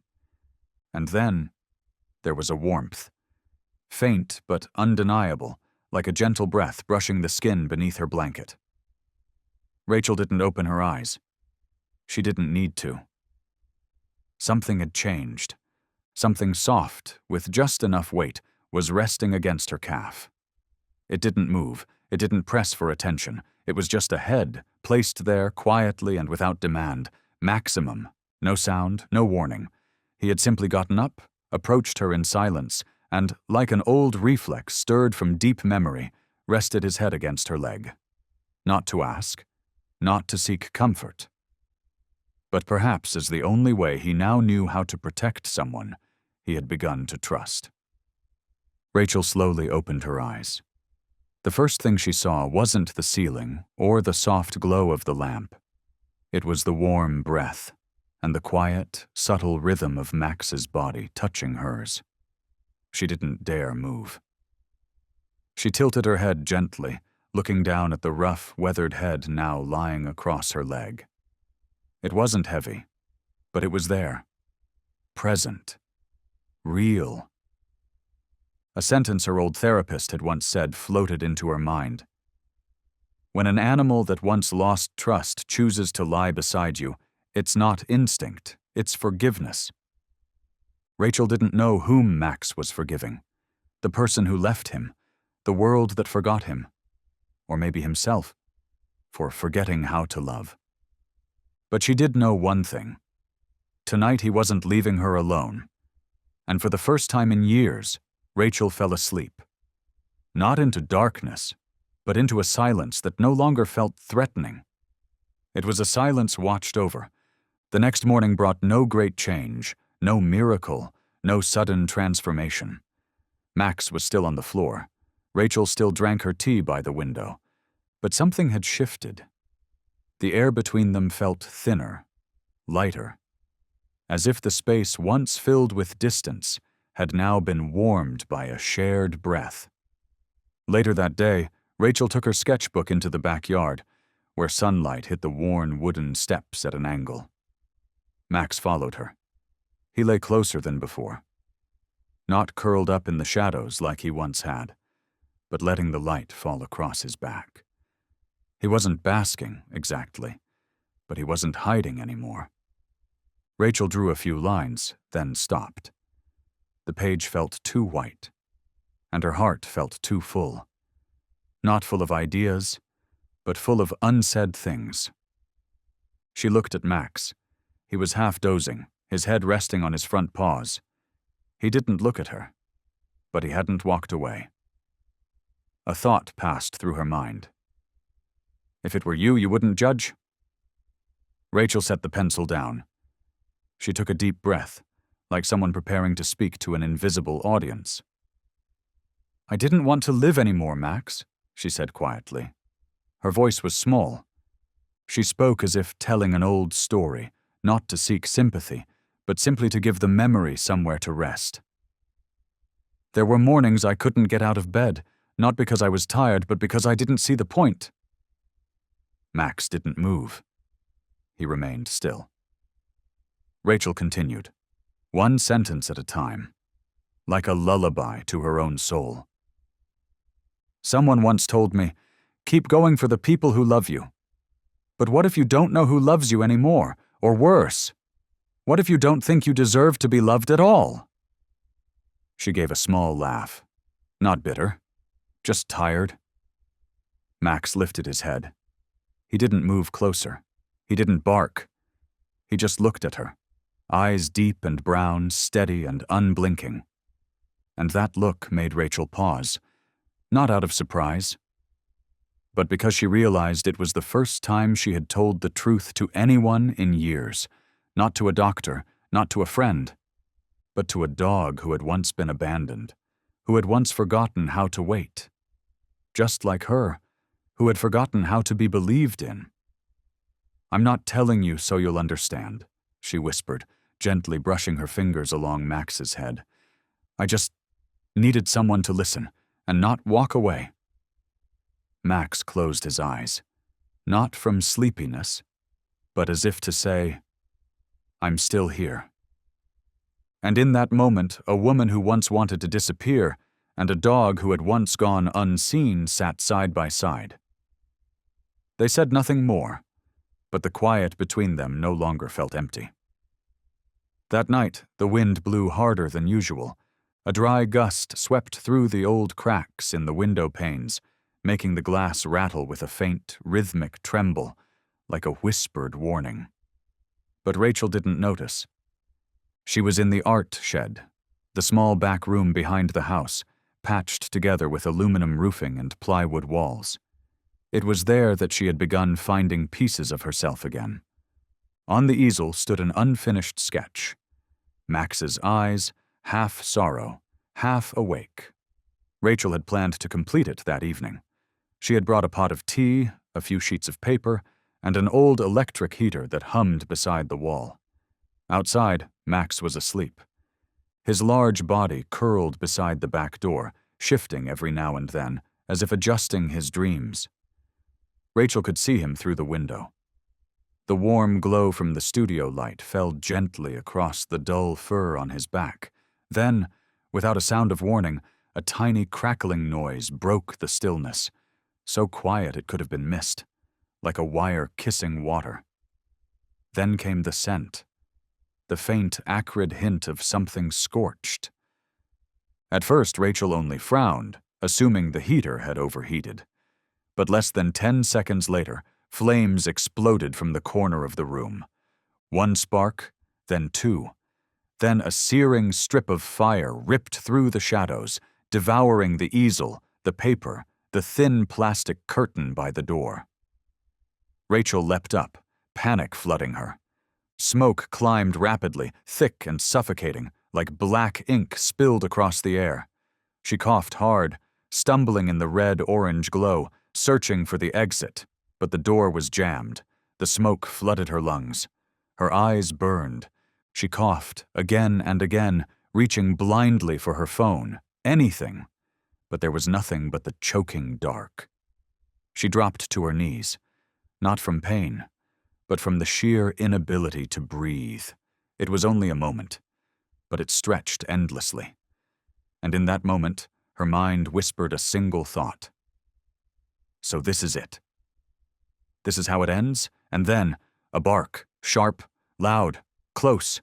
The shed door slammed open with a force that didn't seem possible. Smoke poured out in thick swirls under the faint moonlight.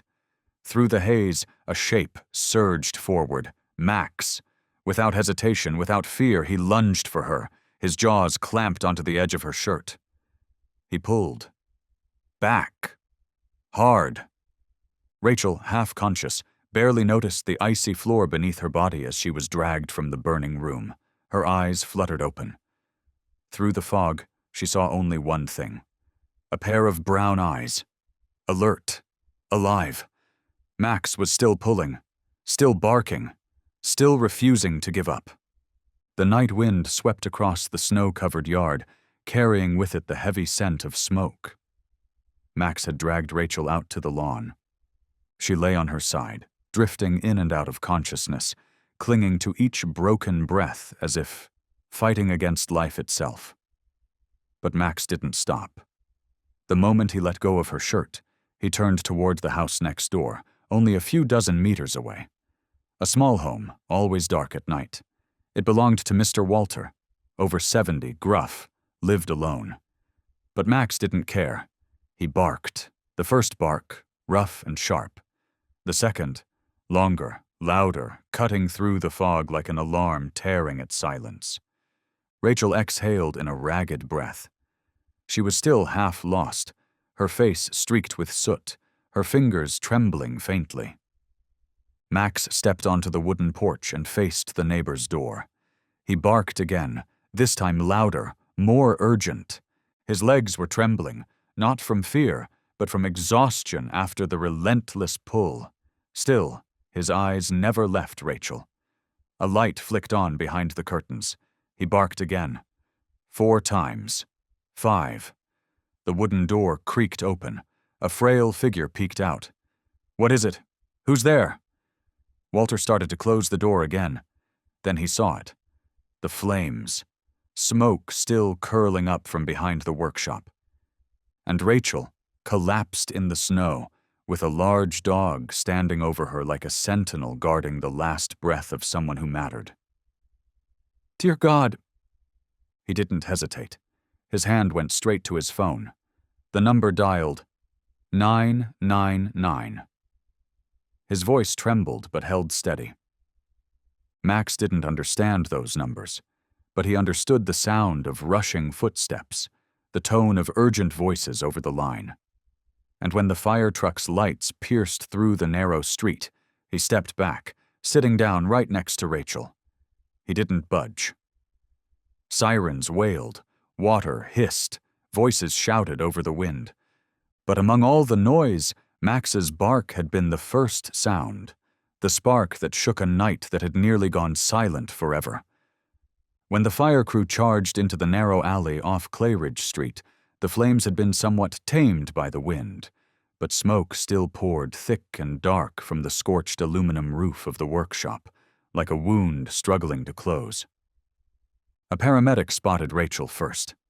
She lay on the frozen grass, shivering, her lips pale.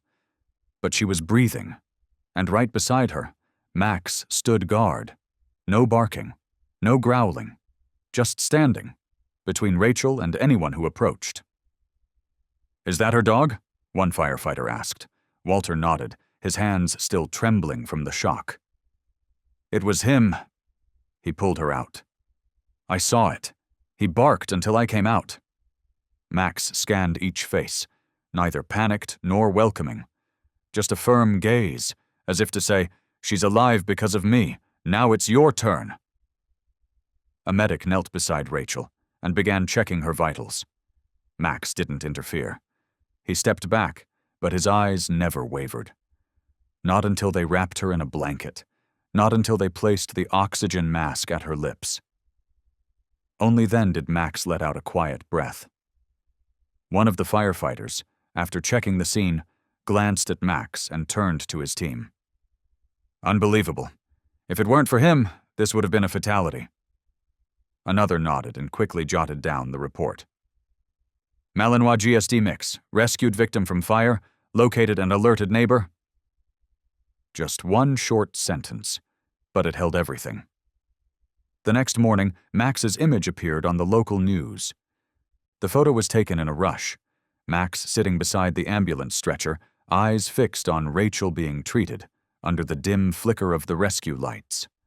The headline read, "Dog saves woman from blaze on snowy night." The story spread quickly. Some people cried when they read it. Others shared the article with captions like, "The world has never truly abandoned us, so long as we still have a soul like this beside us." But Max didn't know he was famous. All he knew was this: on that night, the girl who had once saved him from loneliness had nearly been taken by fire. And if he could do nothing else, he would stay, even if only as a shadow, among the ashes. Everything fell quiet after the chaos. The fire was gone. The smoke no longer twisted and roared. It drifted lazily now, like a wound gently wiped clean by time's calloused hand. In front of the scorched concrete, the place that used to be her studio, Rachel sat on the old wooden steps of Mr. Walter's house, a thick blanket wrapped around her. Max sat beside her. No one spoke. The old neighbor had gone back inside after handing her a cup of hot tea. The fire crews had left. Only she and Max remained, like two strangers once lost in the dark rooms of their own lives, now seated together on snow stained with soot. Rachel turned toward him. Max kept his eyes on the burned remains, the only space where she had once felt she truly existed during the long silence of her depression. But now, she didn't grieve it, because she still had the one thing that had kept her alive. She leaned down and ran her fingers through the thick fur on Max's neck, still dusted with ash. Max didn't flinch like he used to. He tilted his head gently, then turned his gaze to her. There was nothing bright in his eyes, but something had returned. Trust. Rachel pressed her lips together, then couldn't hold it in anymore. She dropped to her knees on the snow, wrapped her arms around Max, and laid her face against his silent coat. "You're not just a dog." Her voice broke, rising from somewhere deep inside her chest. "You're family." Max didn't understand what family meant the way humans did. But he felt the steadiness in her arms, the breath growing warmer, and the rhythm of her heart no longer racing in fear. He leaned in, resting his chin gently on her shoulder. A snow-covered night, among the ashes. Two heads leaned together, two souls once thought extinguished. And in that place, no one spoke of rescue or near death. They only remembered a single line that made its way into the morning paper beneath the photo of Rachel hugging Max. "It wasn't a miracle that saved me. It was a living soul who never gave up on loyalty, even after the world gave up on him first." News never truly slows down. But some stories, when told in the right voice, can make the whole world pause just long enough to listen. The day after the fire, the Bristol Echo published a small article in the Life and Local section. Malinois Mix pulls owner from blaze, not a superhero, just family. The accompanying photo captured a moment of quiet stillness. Rachel, wrapped in an old robe, sitting in the snow, holding Max close. Max wasn't looking at the camera. He was gazing off into the distance, as if standing guard over something more precious than life itself. No one expected the story to spread the way it did. Within 48 hours, the paper's website crashed from the surge in traffic. Soon, animal rescue pages started reposting the article, often with a single caption. "A dog once forgotten is now the reason a woman is still alive." Hundreds, then thousands of shares. Someone wrote, "I used to walk past the old dogs at the shelter. Now I feel like I need to go back." Another shared, "I've survived depression too, but I never imagined a dog could understand that kind of silence." The image of Rachel and Max even appeared on an Italian website with the headline, "He didn't just save a life, he saved a hope." But it wasn't just virality, it was recognition. People didn't talk about a Malinois mix. They talked about Max. Just Max.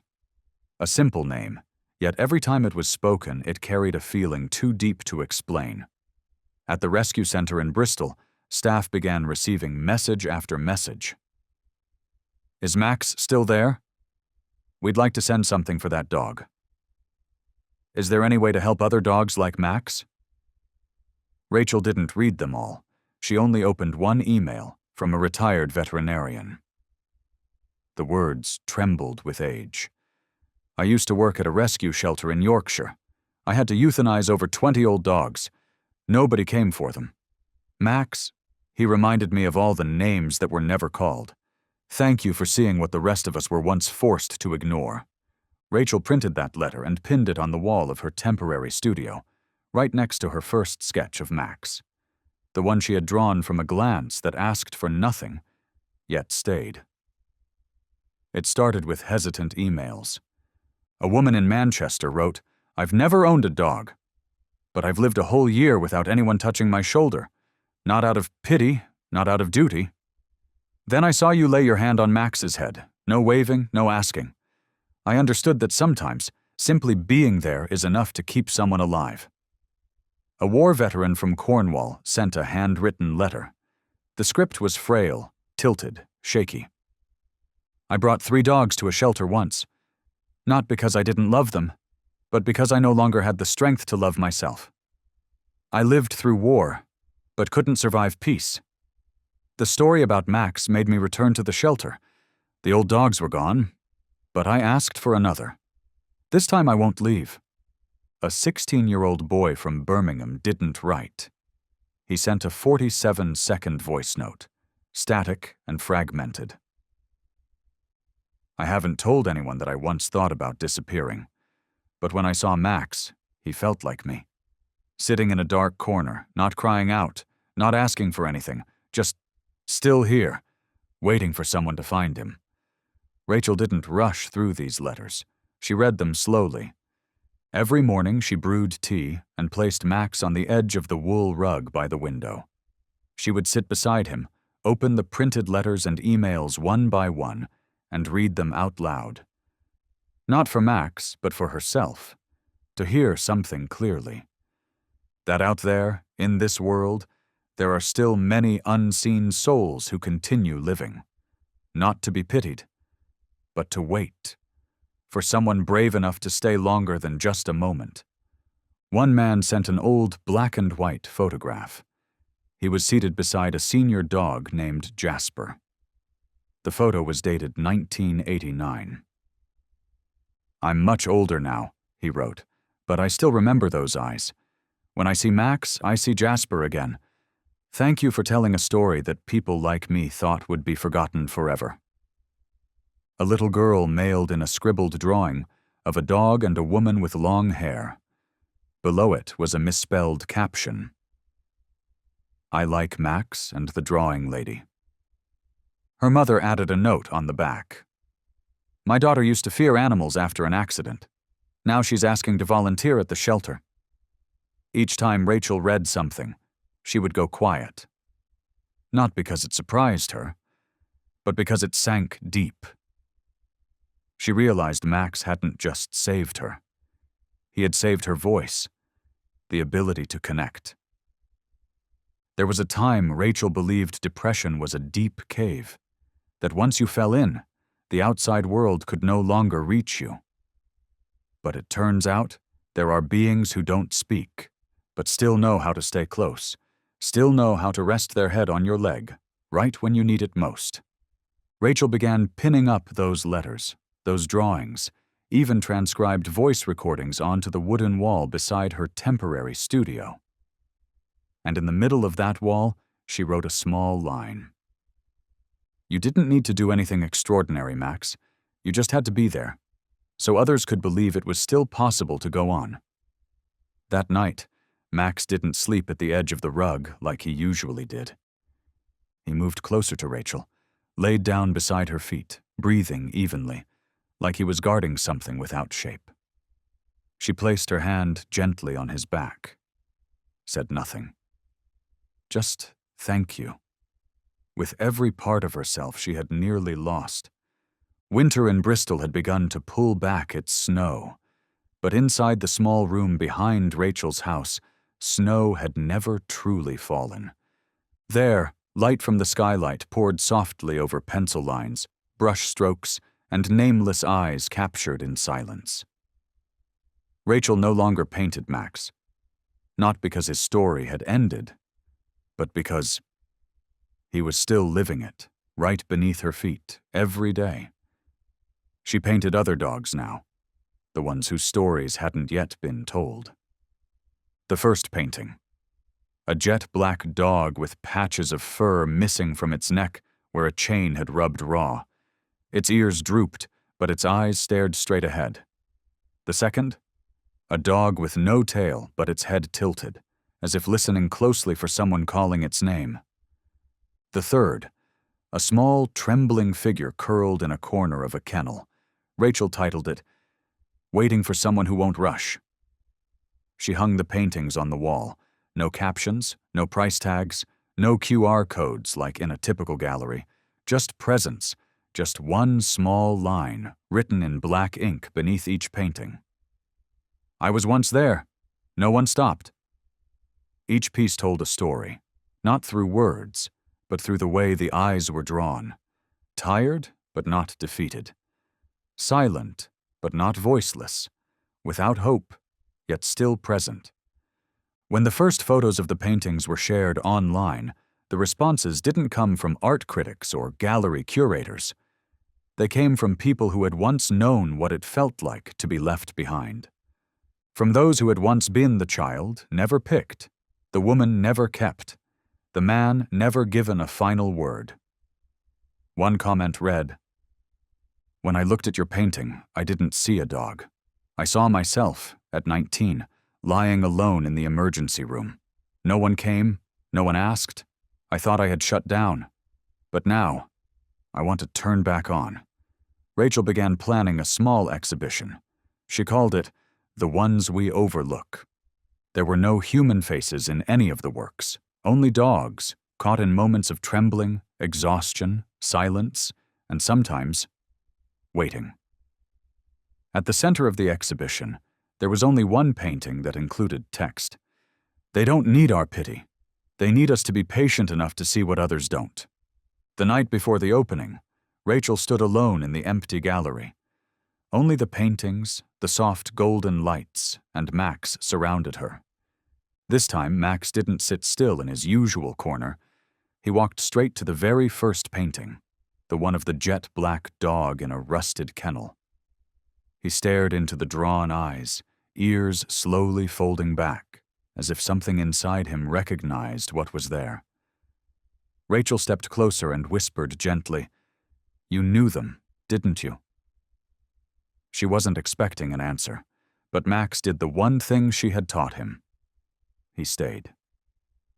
That night, for the first time in years, Rachel wrote in her notebook, not to relive guilt, not to trace the shape of darkness again, but to mark something she had finally come to understand.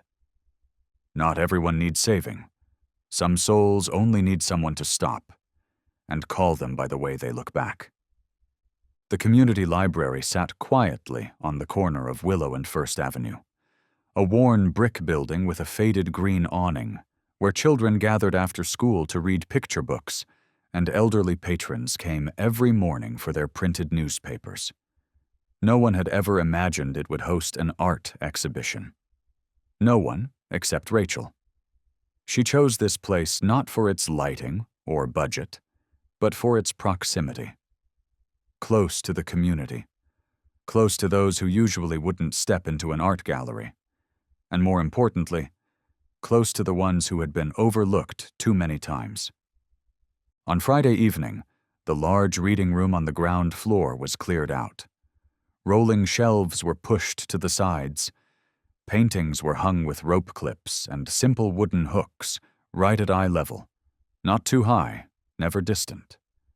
There were no spotlights, just warm yellow light from round bulbs hanging low from the ceiling, like in an old kitchen where stories are shared, not performed. Max was there from the beginning. He was allowed to lie beneath the reception desk on a thin blanket. But he didn't sleep. His ears stayed upright, his eyes scanning the room, not out of suspicion but awareness. Rachel sat at a small table, labeling each painting by hand. Each one bore a short title. Waiting for someone who's not in a hurry. Not chosen, but still here. Once somebody, now no one. Alongside each piece was a slip of paper recounting the real story of the dog behind it, gathered from rescue shelters Rachel had contacted. No exaggeration, no dramatic wording, just the truth, often chilling in its simplicity. Left behind after owner was admitted to hospital. Lived with an elderly person. After their death, no one came. Was once named Buddy. No one remembers. Everything was in place by 5:52 p.m.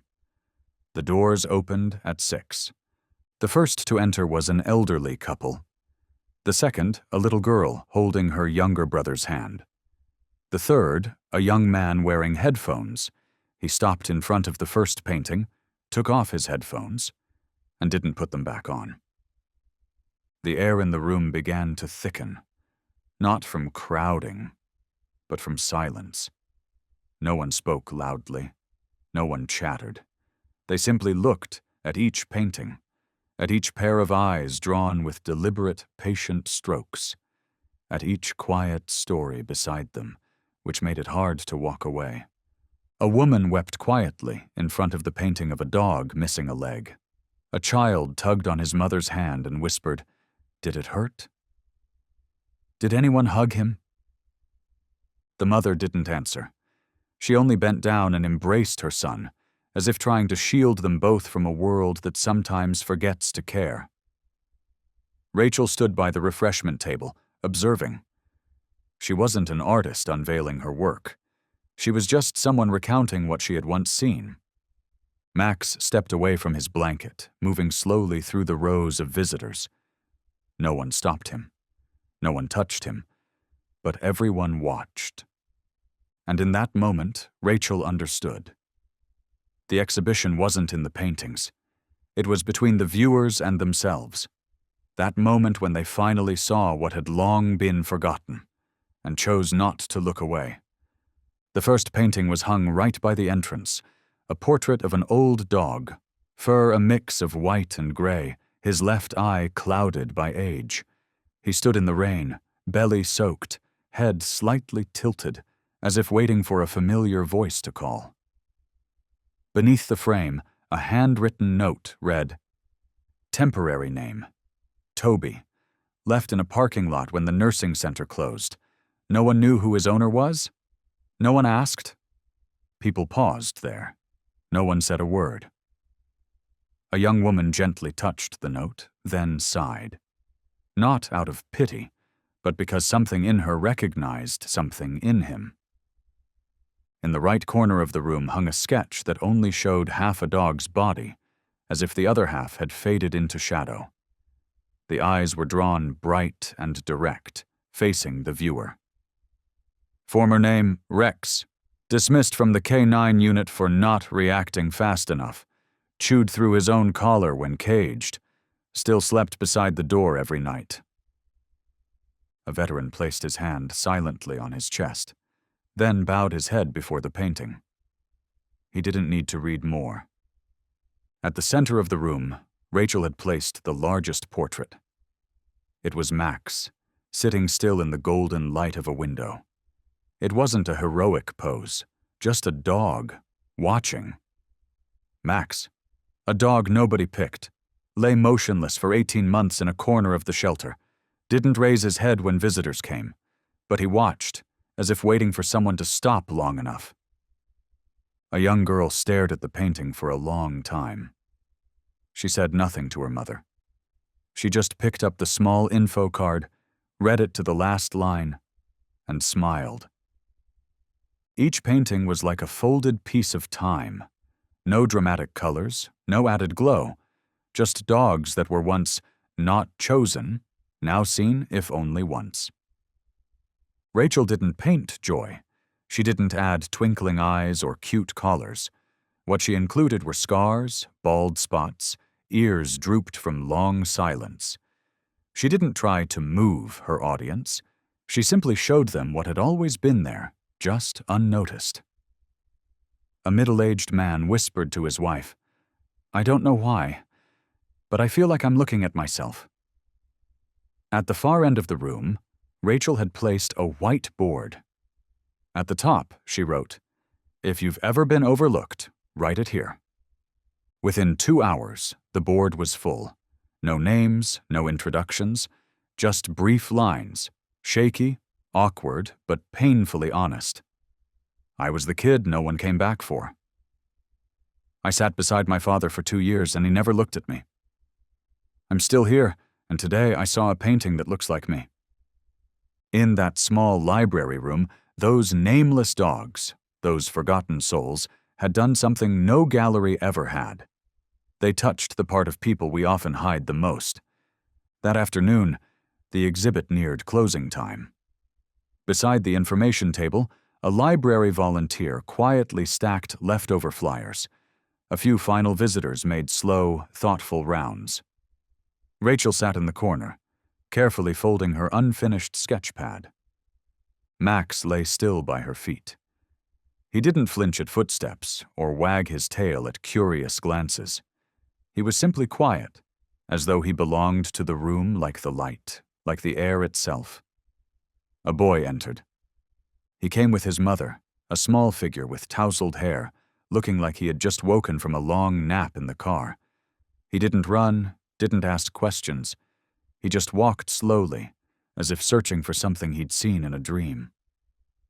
Then he stopped in front of the painting of Max. The portrait showed the dog sitting by a window, the slant of light tracing a golden outline on his weathered coat. There was no dramatic expression, no smile, no heroic pose. Just a gaze, and the way he sat, like he had been waiting for someone for a very long time. The boy stood there, unblinking. A minute passed, then another. His mother gently tugged his arm, whispering, "Shall we go now?" The boy shook his head. Then he spoke, in a voice so soft Rachel had to step closer to hear. "Is this dog still alive?" Rachel froze. "Yes, he is, and he's right here." She pointed down to her feet, where Max still rested, head on the leg of a chair. The boy crouched low, not reaching out, not trying to touch. He simply sat, eye to eye with Max. After a while, he turned to his mother. His voice trembled. "I want to adopt a dog like him, even if he's ugly, even if he's old, because he doesn't need me to be happy. He just needs me not to leave." His mother was stunned. Then she pulled him close, holding him tight. Rachel didn't interrupt. She just looked up, from the painting of Max to the real Max beside her. And for the first time that evening, she cried. Not from sadness, but because she had witnessed what a long enough gaze could quietly change. A few days later, the boy returned to the local shelter with his mother. They didn't ask for puppies. They didn't ask for breeds. They didn't care if teeth were missing or fur was matted. They left with a one-eyed, limping dog named Chester, a dog no one had picked before. Until a boy had said, "I think he's been waiting for me." By 5:30 that evening, the sun had turned a pale honey color, streaming through the community library windows and casting soft light over the still-hanging paintings, each one like a silent mirror reflecting the things people often forget to see. No one said a word. No one needed to. When Rachel stepped onto the makeshift platform, 2 chairs stacked together, a wrinkled sheet of paper in hand, everyone left in the room already understood. This was not the end of an exhibit, but of something that had quietly stirred in them. Max stood at her feet. No vest, no ribbon, just a simple silver collar engraved with a tag that now read, "Seen." Finally. Rachel took a deep breath. She wasn't a speaker. She wasn't someone used to microphones, but tonight she had to speak. I used to think a painting couldn't change anything. I was wrong, because sometimes what changes isn't the world, it's the eyes that look at it. She paused, turning toward the portrait of Max. It wasn't complex, no dramatic composition. Just a dog lying down, head resting on someone's leg, eyes closed, the corners of his mouth gently lifted, like an exhale of quiet relief. I'm not a hero, Rachel continued, and Max isn't a miracle. He just existed, in silence, in being forgotten. But he kept waiting, and I was lucky enough to see him when he still believed. A short silence followed. Then Rachel bent down and picked up the small board placed beside Max's portrait, the message she had written by hand, with every tear she'd once cried. The first time, it was for herself. Now, it was for every unseen soul still waiting. She held the board up and read aloud, slowly, word by word. They don't need pity. They just need someone willing to look just a few seconds longer. A breath was drawn in the corner of the room. Then a single clap, soft but steady.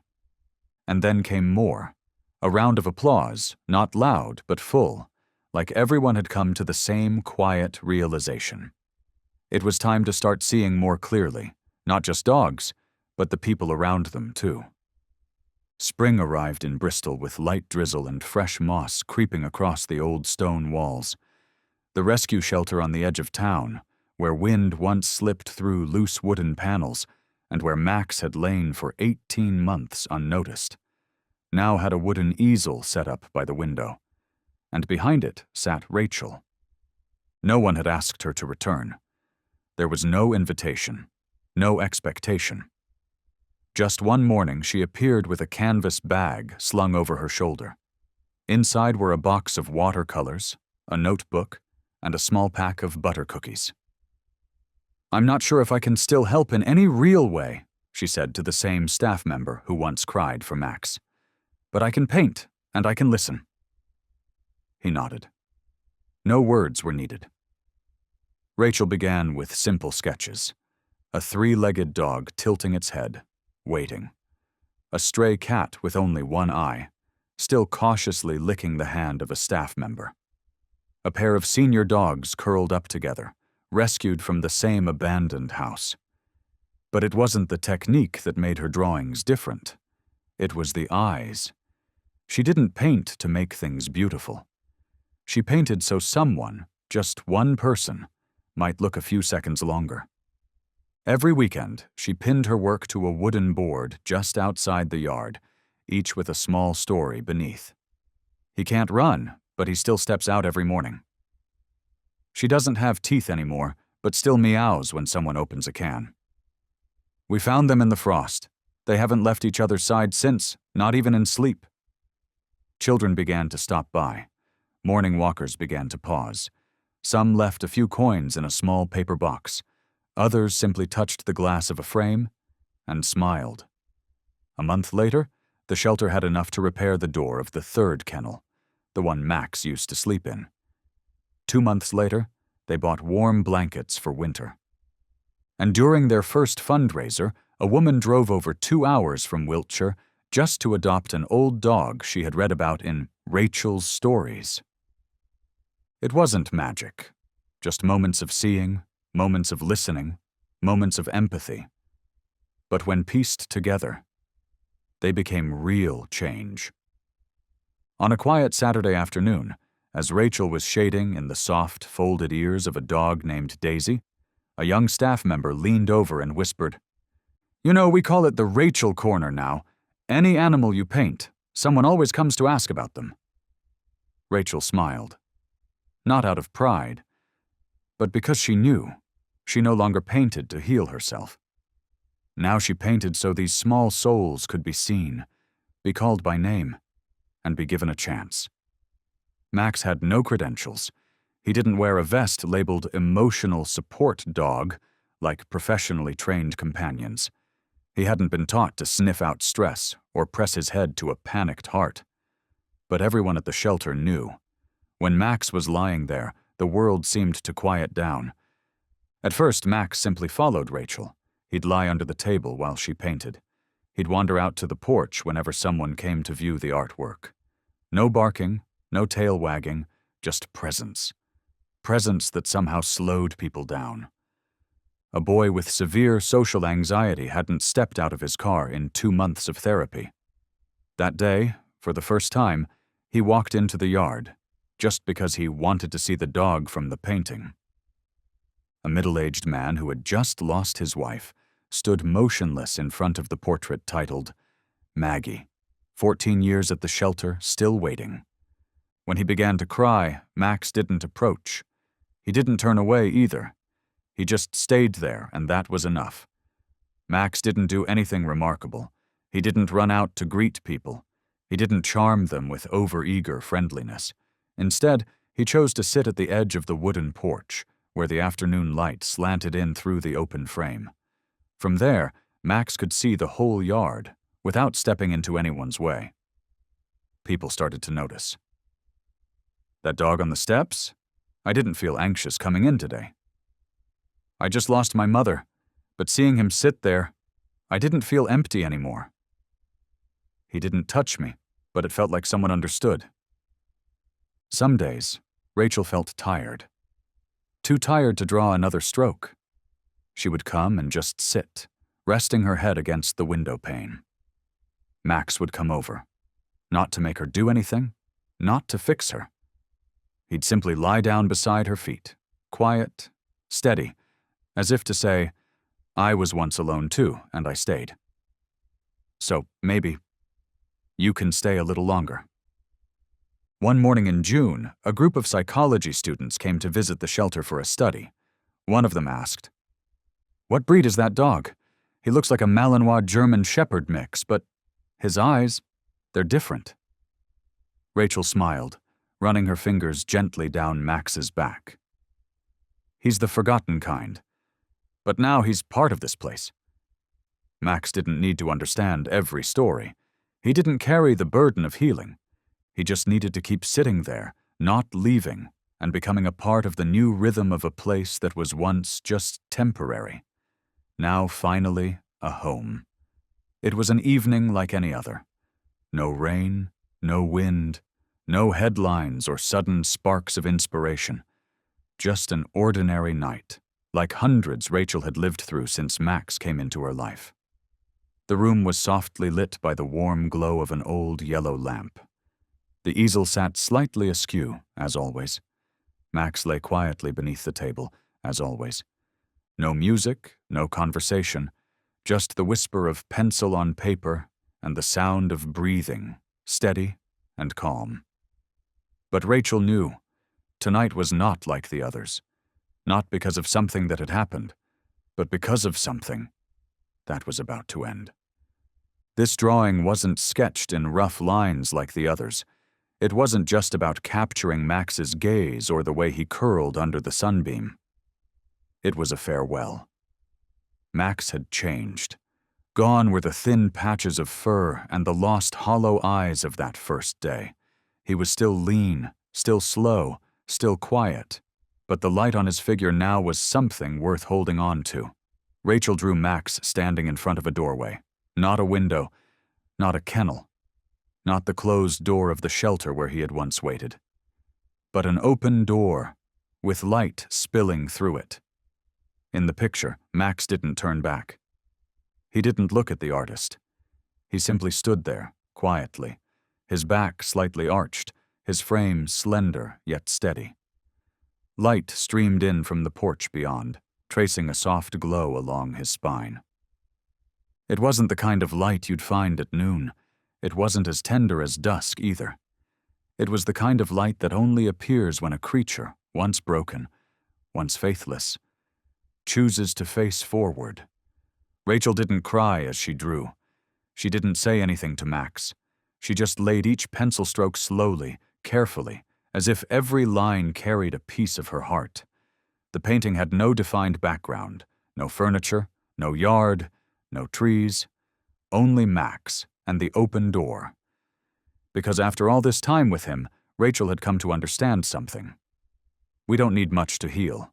Sometimes, all it takes is a door and a reason to step through. When she finished the final line, Max was still lying there, eyes half closed, breathing soft and even. Rachel whispered, "I don't know if this painting is a goodbye or just a reminder that you're still here, but I do know one thing. I'll always remember the way you stood in that light." Rachel placed the painting on the easel and stepped back. She didn't adjust the shading, didn't tweak the angle. The drawing felt exactly as it should, complete yet somehow hollow. She sat down at the table and turned over a small piece of paper resting beside the frame. Just an ordinary sheet, but to Rachel it was sacred. It was where she always left the final word. Over the years, she had written countless little notes beneath her paintings. Sometimes it was just the name of an old street, sometimes a passing thought, other times a quiet apology to herself for taking too long to paint with her heart again. But this time, the words came slowly. Not because they were difficult, but because they couldn't be written until they were truly lived. She looked at Max, still the same dog, curled quietly in the corner of the rug, as he had every night. No barking, no demands, no interruption, just existing, gently and steadily. Then Rachel wrote, "Sometimes what we need isn't someone to call our name first. It's someone willing to wait until we find our way back." She added nothing more. No signature, no date. Because like Max himself, those words didn't need validation. They just needed to remain. She framed the painting and placed it in a special corner of the room. A place with no harsh light, no dust, no noise, just soft yellow glow, the scent of old wood, and the quiet breathing of an evening where no one was in a hurry. She placed her hand gently on the frame. Not to hold it in place, but as if touching a memory, the kind you don't revisit often but never forget. Max shifted slightly, not because of her touch, but as if he sensed something had shifted. Rachel smiled. She didn't call him, didn't say a word. She knew he would come when he chose to. And that painting, with the open doorway, the light spilling in, and those simple words beneath it, was not just the last portrait of Max. It was a message, for anyone who had ever felt forgotten, that sometimes the world doesn't need to shout your name. It just needs someone to stay long enough for you to turn around and realize you've been seen all along. Max's story is not a legend. It's not a miracle wrapped in a single night. It's the journey of two souls, both once broken, a woman carrying invisible wounds and a mixed-breed German shepherd who had forgotten how to trust. But in a world that rushes and demands, Max taught us something deeply human, that the extraordinary often begins in the quiet. In the moments we sit with each other, not needing to fix or change, just to be. One look, one hand that doesn't pull away, one person patient enough to wait. That can be enough to change a life.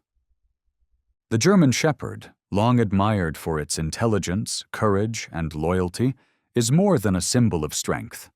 Through Max, we glimpse another truth: sensitivity, endurance, and the quiet power to heal and connect. May this story remind you to look differently at the older dogs, the ones not chosen, the ones who seem to fade in the background, because in their silence, in their lowered gaze, there may be a heart still waiting to be seen. Because love sometimes begins not with a call, but with the quiet choice to stay.